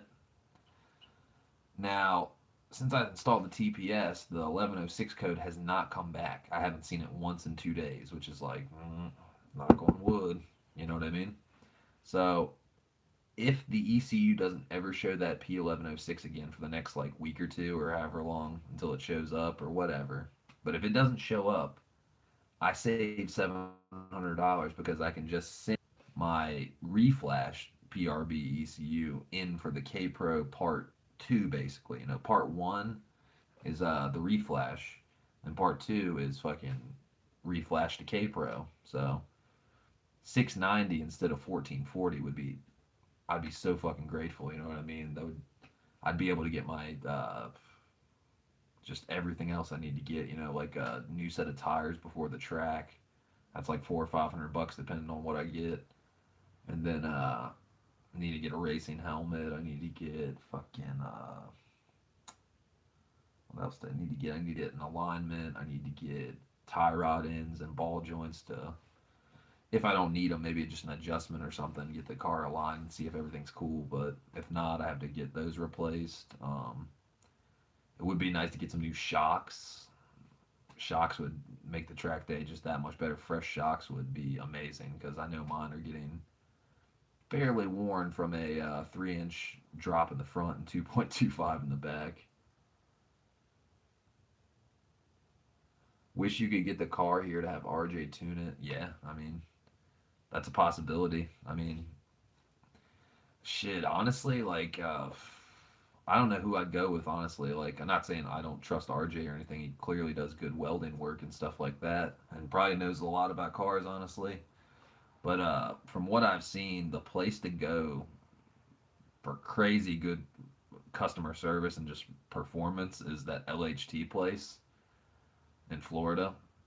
They tune S2000s, they tune Civics with turbos that are just fucking impressive. Like that's actually where I got the catch can idea from. Like I got the catch can I liked from La Tommy La, but then the dash 10 AN 10 bungs on the front, then hack the one on the side off. That's where I got the idea from, was from LHT. I saw this blue EG Civic hatch they had with a K series, and it was turboed, and it made 530 wheel horsepower on pump gas. So I was like, yeah, that's pretty. Where at in Florida is that place? They are in, I'll look it up for you.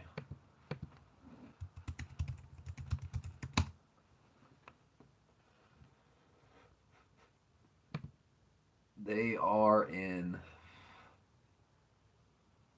Pinellas Park, Florida. Are you familiar with that? I'm not sure where Pinellas Park is. It says 6330 46th Street North, Unit 111, Pinellas Park, Florida, 33781, yada yada. But the only thing that's a negative with them, or downside, or con to them, is they are ridiculously busy. I've only been able to get in contact with them one time out of 5. I've sent them 5 emails total. I sent them a question about the catch can. John, the head guy over there, he gladly answered my question and was like, you know, totally nice customer service wise and everything. And was like, oh, thanks for the support. Keep liking our videos, watching our videos. And I was like, hell yeah. So then before I met Wing King and got acquainted with him or whatever, acquainted, there we go.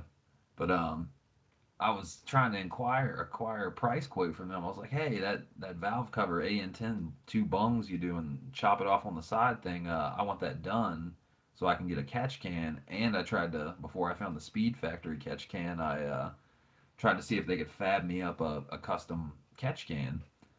Haven't heard back from them. I sent them 4 emails, and you think they would want money, but it's just, you know, let's say I would have spent $400 or $500 from them total, maybe, or, you know, whatever I would have spent.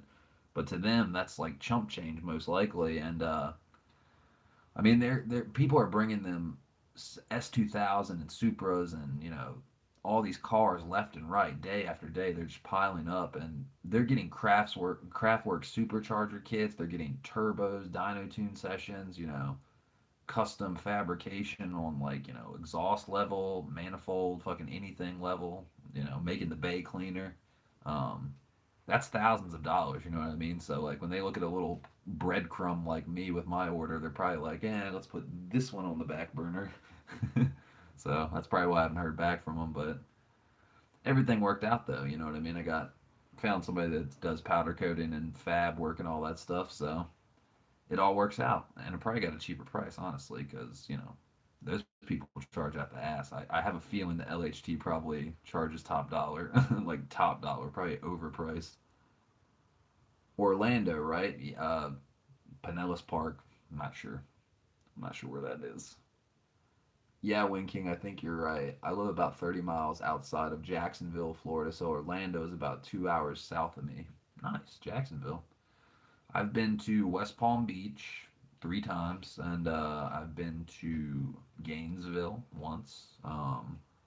Been to Tampa once. I've been to Orlando when I was a little kid for Universal Studios. That's like every little kid's dream. That's like I'm 6. I want to go to Universal. I want to see King Kong and some shit. But yeah, and then Disney World when I was like the year before that. I think I was like 4 or 5. We went to Disney World, so I've been to Orlando and Disney World and stuff like that twice. And then I think that's all my Florida experience, honestly.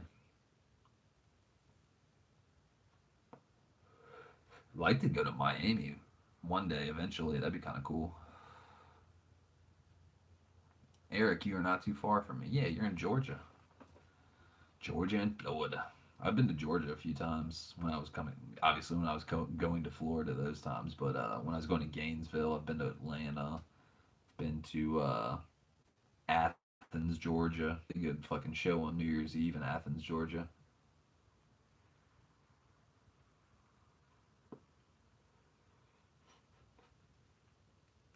Atlanta. What part of Georgia? Atlanta. ATL, ATL, Atlanta.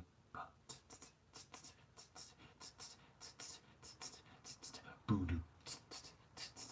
That's right. So you guys just accept me for who I am, a weird motherfucking Jesus. The jazz bebopus. Jazz Beezus. But yeah, fucking man, hold on, I gotta show you guys.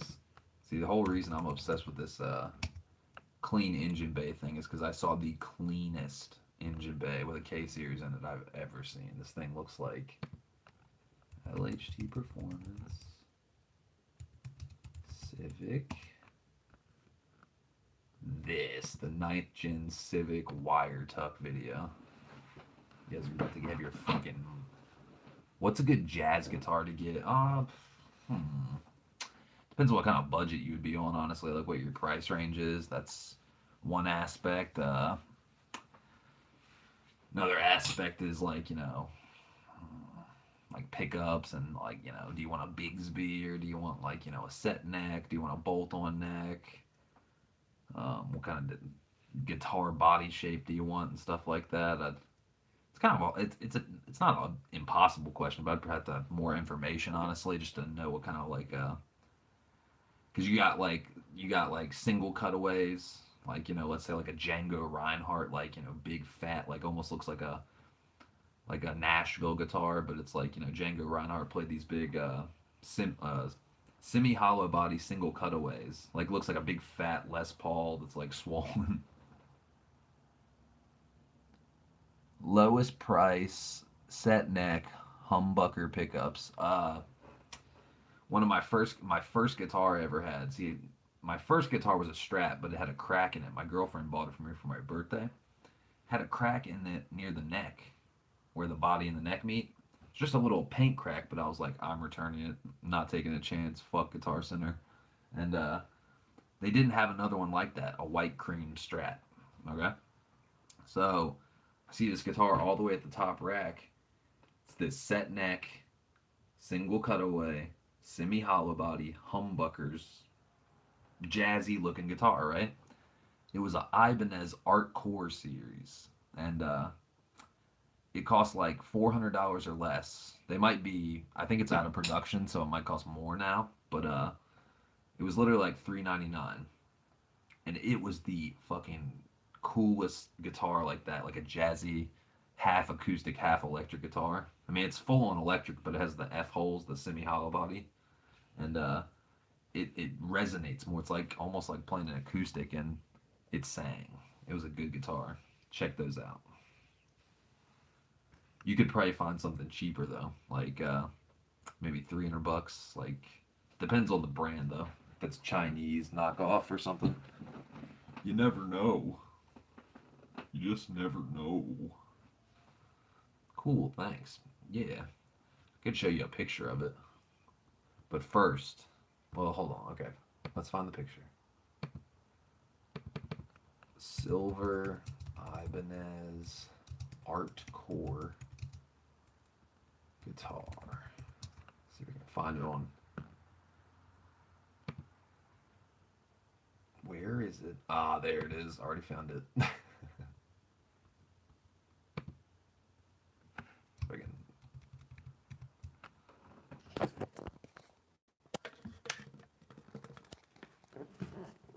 What do you think of that? Pretty good looking, right? I don't think mine had those type of inlays though in the wood, like right here. I think mine were I think mine were block inlays, but it definitely had good tuners and knobs and the Bigsby whammy bar tremolo system. Definitely a very solid guitar. It always stayed in tune, like literally. It was always like it never got over a half step off. It always stayed in close proximity to where it needed to stay, like tune wise, which was quite impressive because I'm a heavy player. Like I'd beat up some strings, you know. True story.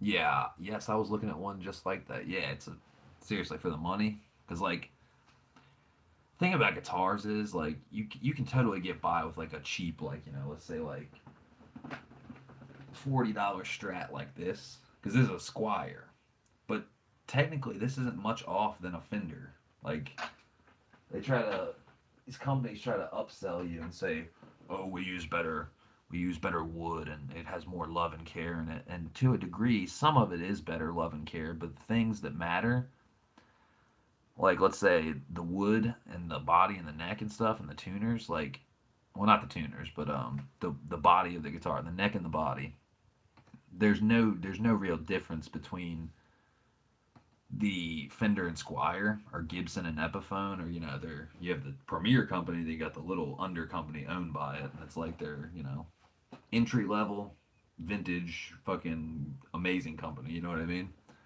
And the only things that matter in the guitar that you can change, and it doesn't take much money. So I paid $40 for this guitar. Well, then I can put new pickups in it and new tuners, get it set up and intonated, and it plays as good as $1,000 or $2,000 guitar. That's the crazy part, you know. So that's my take on music gear. There's ways to get around shit. Like, okay, like for example, this guitar back here, this white and black one. That's a custom guitar. That cost almost $1,100, right? It cost $1,100 because of the parts. Like literally, it's not like so much the wood; it's the parts, and it's the electronic system, and it is a set. I think it's set neck or a bolt neck. I can't remember. One second. I think it's a bolt on neck. Maybe I'm wrong. No, it is bolt on. It's not set.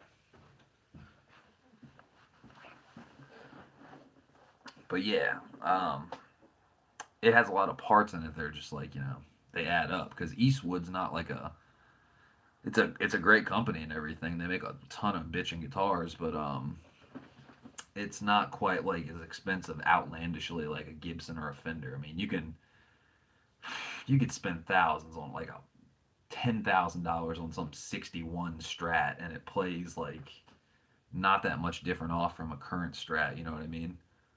Other than the fact that, you know, the wood back then was better and the parts back then were better, but it's really like it's the same guitar essentially. It's just like it's hard to put into words. You have to like buy a bunch of guitars to get it. It's kind of stupid.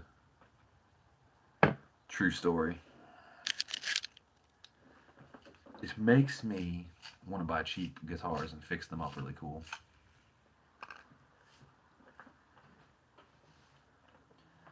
On a side note, instead of playing my electronic drums like I always do, because you know I'm not trying to piss off the neighbors all the time playing like like loud drums at 3 in the morning or 8 o'clock in the morning when I'm like wanting to play. But this morning at 9:30 a.m. I played my acoustic drums. It felt amazing. It was so real. The electronic drums are very cool, don't get me wrong, but they are completely fake. It's like a singer using auto-tune. What up, Gato? What are you doing? He said, oh shit.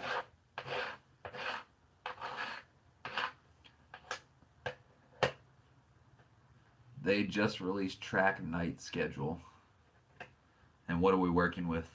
Wait, is it gonna be a daytime or nighttime? Are we doing it at nighttime? That's gonna be weird. It's gonna feel scandalous.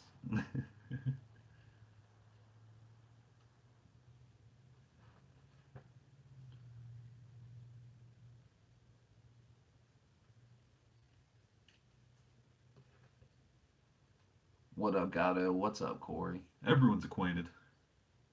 Salutations to all.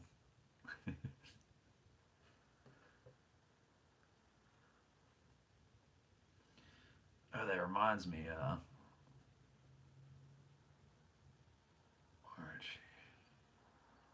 oh, Dominion Raceway. Oh, so that's, you're talking about not Summit Point, somewhere different? Or trying to go to both? Trying to go to all of the above, right? Gato, I'm gonna see how long I can keep you out of working a real job. We just go around and race all over the country. Let's just do it. Just fucking buy a race trailer, put our cars in it, go tear shit up. I'm game. Are you game? So, okay, Dominion Raceway, we got April 19th, May 17th, June 21st, July 26th. That's pretty dope, actually. That gives you a good amount of time to prepare between events, you know what I mean? Let's say you blow something up on your car or something breaks or something like that, then you got roughly a month between each date. And if you build your car right and treat it right and everything, nothing should break, I would think. But you just never know. Good God, you're on top of this shit. What is wrong with you? You're like a Rolodex of events. You've been checking this shit.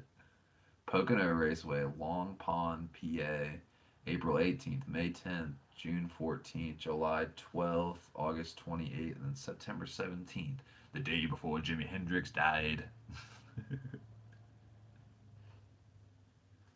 It was just released. I'm excited. Dude, me too. I hope I can get enough money to go to some of those dates. Other than just Summit Point. I'm trying to hit a bunch of them. I can already feel it. I just want to roll in that bitch and be like, hey, I'm Shades, and I'm ready to party.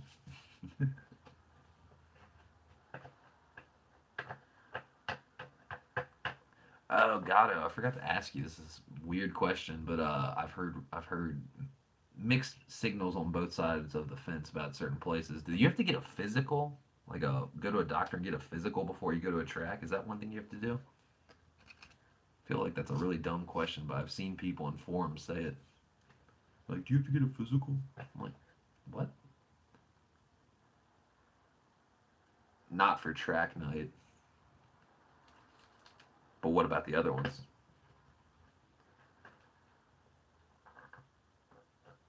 I will need it for the hill climb time trial race.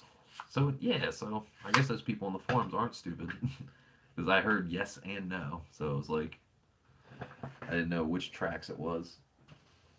I don't want to go to the doctor. I don't like a doctor. Trying to check my colon or some shit. Trying to check my prostate. Ain't happening. It's not happening. I'd be like, stay away. Beat your ass, I'm gonna beat your ass.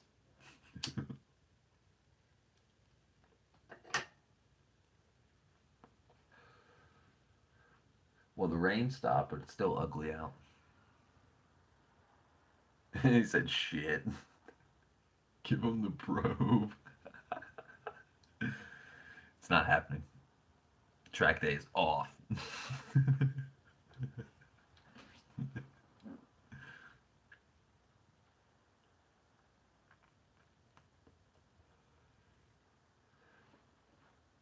What about the one at Summit Point? I thought you said that was March, or is that just when you were shooting for? Like, when's the opening Summit Point one? I feel like I should know these things. I need to know. Went on after I showed you the guitar winking. Totally overlooked the fact that I didn't show the LHT. Oh shit! What did I do? Get back.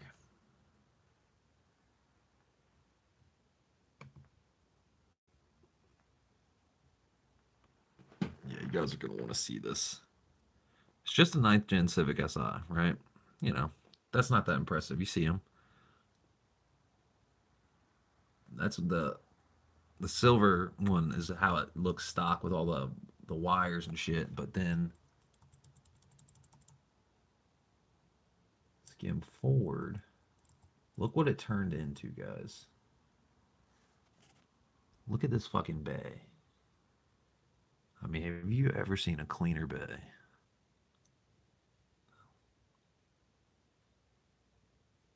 I mean, literally.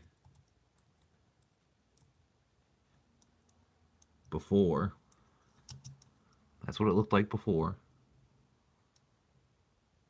All that shit looks kind of cluttered. Doesn't look bad. It looks like a clean bay. Like, clean, not dirty, but then it turns into this. I mean, that is just immaculate. And see right here, that's the Dash 10 concept. I mean, that's where I got the whole idea for that Dash 10 thing was from them. I was like, dude, that looks so fucking clean. It looks clean. It shook me.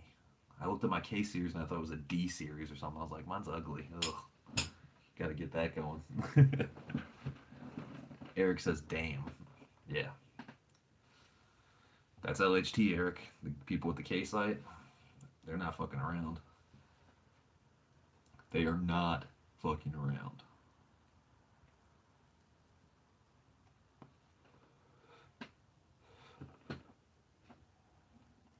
But yeah, it's definitely going to be fun getting everything. When you have a deadline, it just like, life is just so anxious. You're like, oh man, I'm having so much fun. I'm excited. I'm nervous. Hope it happens. Oh God. Plug my phone in.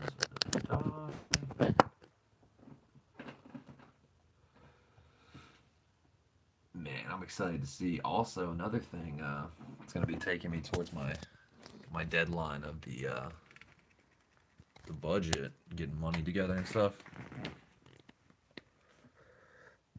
motorsportreg.com/org/Summit Point. Word. Yeah. He said go there, replace the dot with duh. But this sucker right here, that's not an electric guitar. This is actually an electric sitar. Listen to this.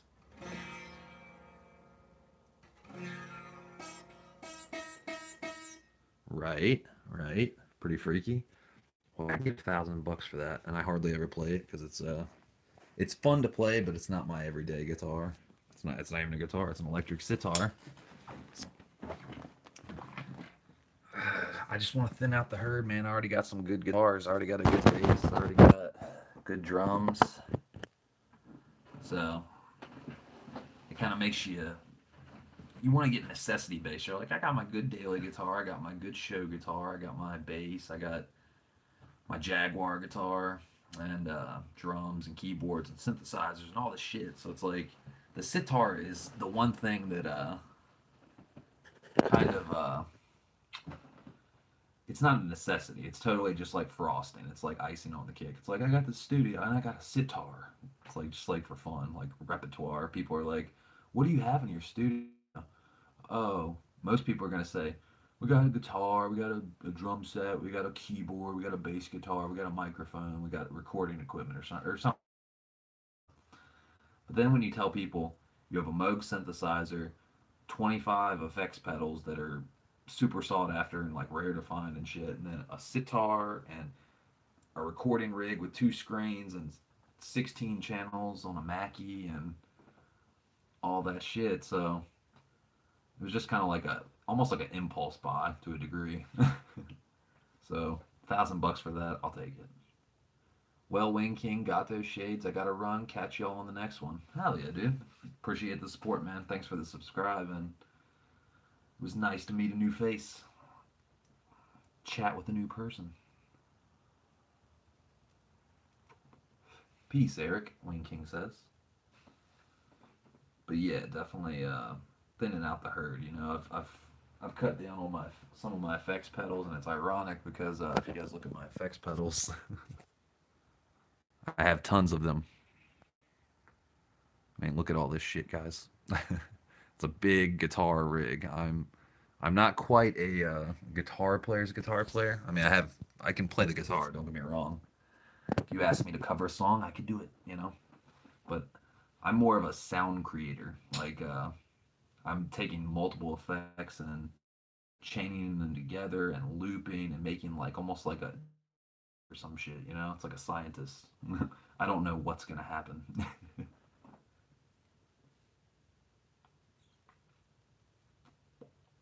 But yeah, thinning out the music gear is definitely gonna help. It's gonna help me create better because I won't be with the task of like, oh, what do I choose? It's like, no, just have this guitar and play it. And he said, Bill Corgan's son. Maybe, who knows? In another life. I've never really been a huge Smashing Pumpkins fan. I don't dislike them necessarily. It's just like never owned any of their records and shit. Like same thing with like Sonic Youth or Nirvana. Like I grew up on Nirvana, but like never bought their records like later in years, you know? Like it's not bad music or anything. It's good music. It's just it doesn't speak to me per se. Like it doesn't resonate enough for me to like buy it and listen to it like every single day or something like that. You know what I mean? But yeah, it'll help music creation because I'll be less stifled. But then it'll help the build bank fold. You know, $1,000 for that sitar and fucking. You guys see this orange effect pedal right here? It's worth 500 doll hairs. 500. I paid $50 for it 13 years ago. Yeah, that's investing.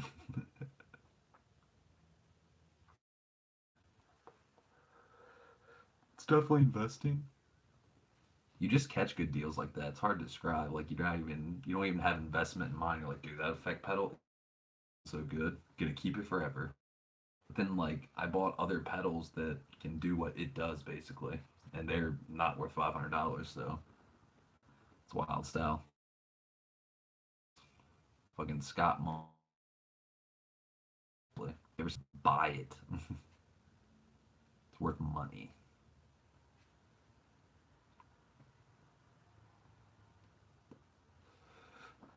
But yeah, guys, what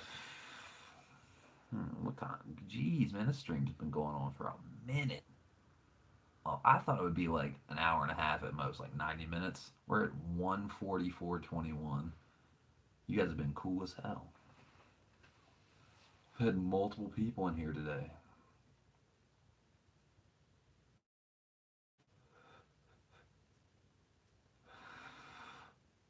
Oh, that reminds me, fucking, I wish YouTube could fix their app. So, like, let's say you're streaming on your iPhone, then I have my webcam right here. I wish I could just, like, shutter it over and takes over so I can rest my phone. That would be dope. That. You have to start another stream. Very sad. Just doesn't make sense. Hey, phone, don't do that. Booyah. But yeah, fucking relocate the battery first, then what else? Probably See, I'm holding off on the tires and the alignment till like a week or two before the track day or spring, even just warm weather, because I really don't want my R compound tires to get as hard and just cold weathered like mine now. Because I looked at my tires and they have like these little stress cracks. Like literally, the winter has been shitty to them. Shitty, shitty, bang, bang. I think that's like part of the reason with if you equate it to the wheel hopping, like it sounds like really wheel hopping. It's partially because you have R compound tires in 30-degree weather. They're like hard as a brick. So like when they spin around and they lose grip, it's like do do do do do. Shit is loud and violent. Not trying to snap an axle.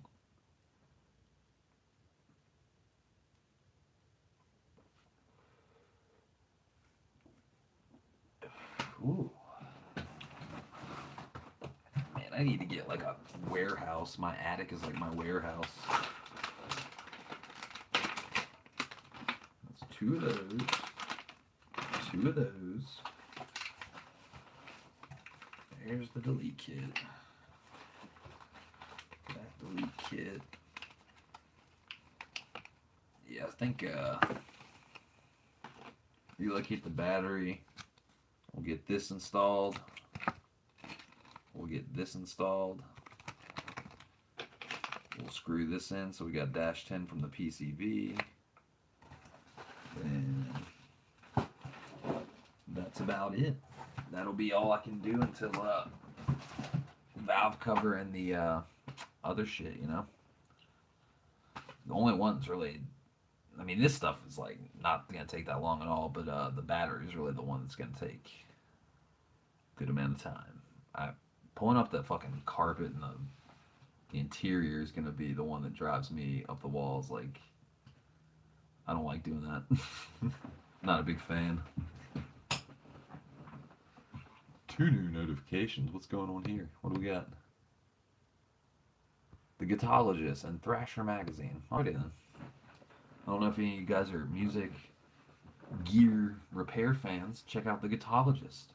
If you like skateboarding, subscribe to Thrasher. You'll be happy forever. Man, I'm still blown away by that 9th Gen Civic Si fucking engine bay. Just so clean. And not to mention it's supercharged. That's pretty badass too, but I mean literally they really cleaned it up. Another thing, look at this shit. It's a small detail most wouldn't notice, but here, let me see if I can do this right. See on the side here? See this? See this? They literally put these block off plates to cover shit up that looks ugly. It's like almost like a metal trim, aluminum trim piece or something. That shit is genius. It's genius. It's nostalgic.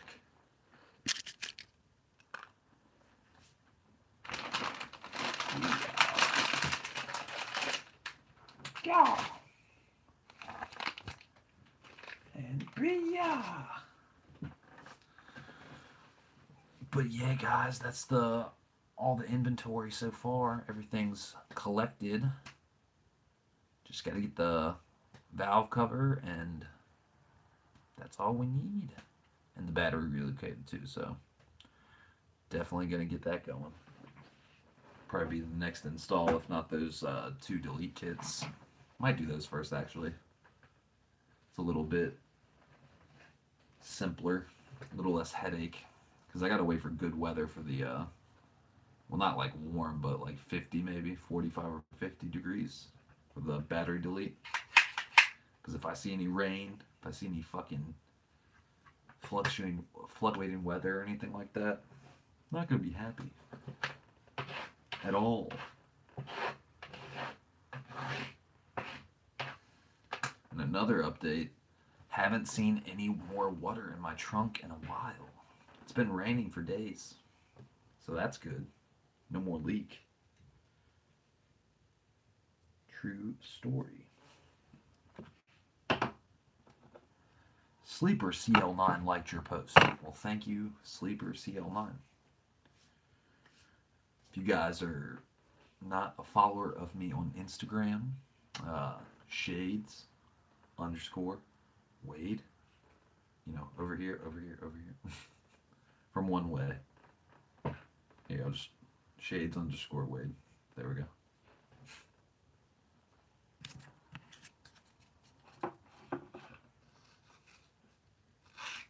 I'm not really like an everyday content poster on Instagram. Some days I am, like if I have a bunch of stuff to show, lots going on.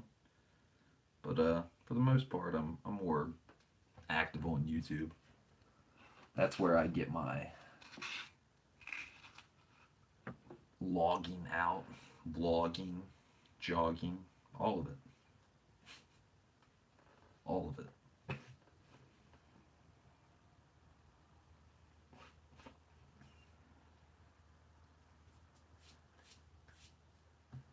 Billy Corgan's son. Oh my god, it's funny as fuck. I already read it, it's just I saw it again, I was like...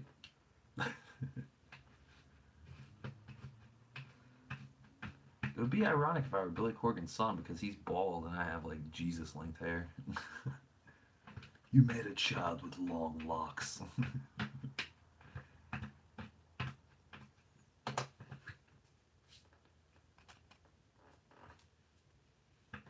How's school going, Wing King? How was class today? What did we learn?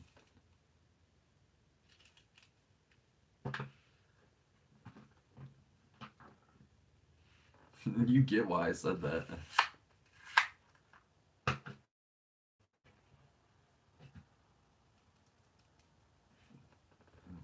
Well, no, I don't. Now I feel like I don't. Why?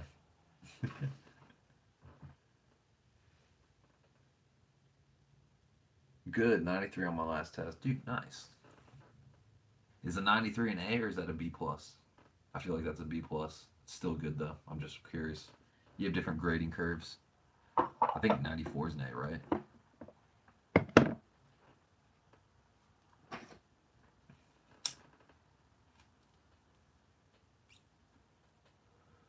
feel like whenever I drink more coffee, I want to smoke more cigarettes. It's a gift and a curse, because I love coffee, but he used about, yeah, he used about 100 pets. Like, yeah, for real. I figured that's why. Like, that was my first initial thing. That was what it made me think of, but I didn't know if there was like something else to it.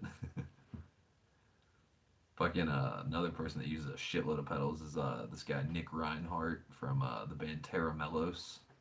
It's like really weird California punk rock, math rock, space rock, experimental, weird, funky, thrashy, awesome music. He uses a shitload of pedals. And he uses them like the pedals alone are an instrument. Like he has like the green uh-oh, party foul. See up here this rectangle that's this big rectangle one that's mint green. That's a looper. And you have 4 buttons. And the first button is record overdub. Like you can record the first time, then you can keep overdubbing. Second button is stop. You can stop the loop you created. Then the third button is play it one time through, and then it cuts off. And then the second button has 2 features. If you click it one time, it does reverse. It'll reverse your loop. And if you double click it, it'll do half speed. So like literally you can arm it in half speed, record a loop, and you'll play what you played like da na na na. So if you're in half speed and you record it in half speed, like you'll press play. And we're back. Oh my god. I don't know where I got cut off at, but you'll literally like play a riff in half speed. You arm half speed, you play it, and it's like da na na na. So you record that and you play it, but then you turn off half speed and it speeds up twice. It's double speed. So da na na na would now be da no no da no nano da no nano da no nano. So like it's a really like simple but versatile, complicated pedal. But once you get used to it, you can like fucking create loops and play with yourself. That sounds weird. Play along with yourself. And yeah, he uses that pedal and he uses about 20 something other pedals. And like he's so interactive and like inventive and intuitive with how he uses the pedals with his guitar playing. Like it sounds like some next level shit. Check him out if you like. It's wild style.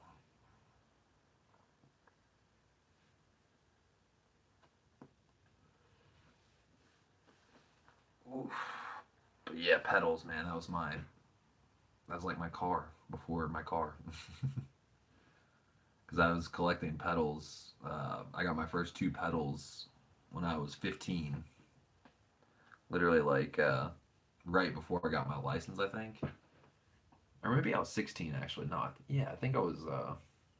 Yeah, I was 16 because I was working at a pizza place, and one of my coworkers sold me a Gibson SG, a Boss DD6 delay pedal, then a Boss phase shifter pedal, and a tuner and a pack of strings and a bunch of shit for $250. Like, it's a really good deal. And I paid him in $50 installments for 5 weeks, which was hilarious. Like, payment plan. He was like, I need the money, man. I need $50. I'm trying to get stoned. But yeah, definitely a good deal because all that stuff together was probably worth like $1,000. But yeah, I love my pedals. If it came down to pedals or cars, man, that's a tough one. Like music or cars. Mm. It's a 50-50 tie for me, honestly. Cars probably, honestly, because like you've been around cars your whole life, you know what I mean? Like being a little kid in a car or shit that goes fast like roller coasters or any of that stuff, you know what I mean? It's like going fast is fun. And you can't really get that with music. You're stationary, you know? You could only go fast in your spirit and your mind playing music.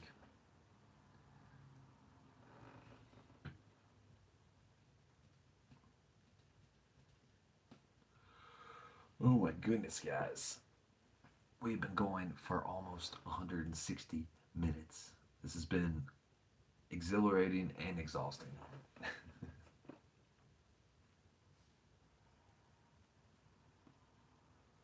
Oh, Winking, you never answered my question about the A. Is 94 an A or is 93 still an A or is it a B plus? How's the grading? And would you like to buy a screwdriver, flathead, and a pair of scissors from the kitchen? And a half-used cigarette lighter?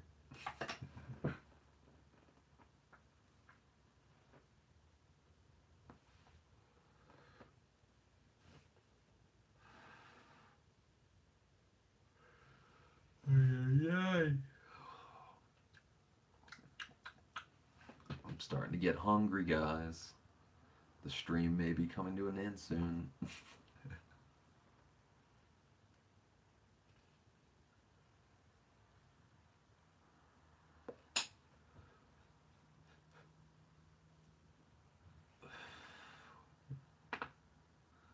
And as I say, the stream's coming to an end. More people are in here now. What the hell?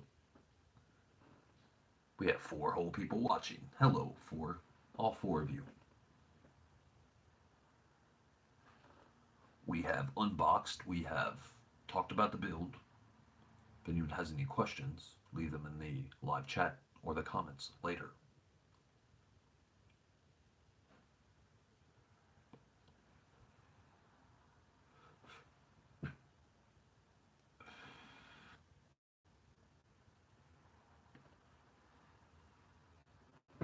The chat wants to be mean. We're talking mean. Making me reconnect and shit. What's up with that? We're inside. Ethernet, Wi-Fi, internet. It's here. It's around us.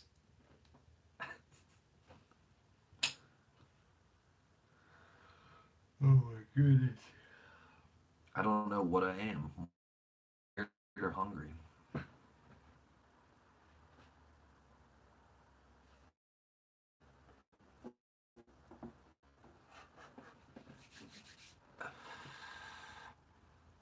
But yeah, guys, slow now. And we've been talking for a long time. If you just got here, everything you missed, you know what I mean? Been going for 3, 4, 35. You get. But yeah, guys, last catch can item unboxed. It's all here.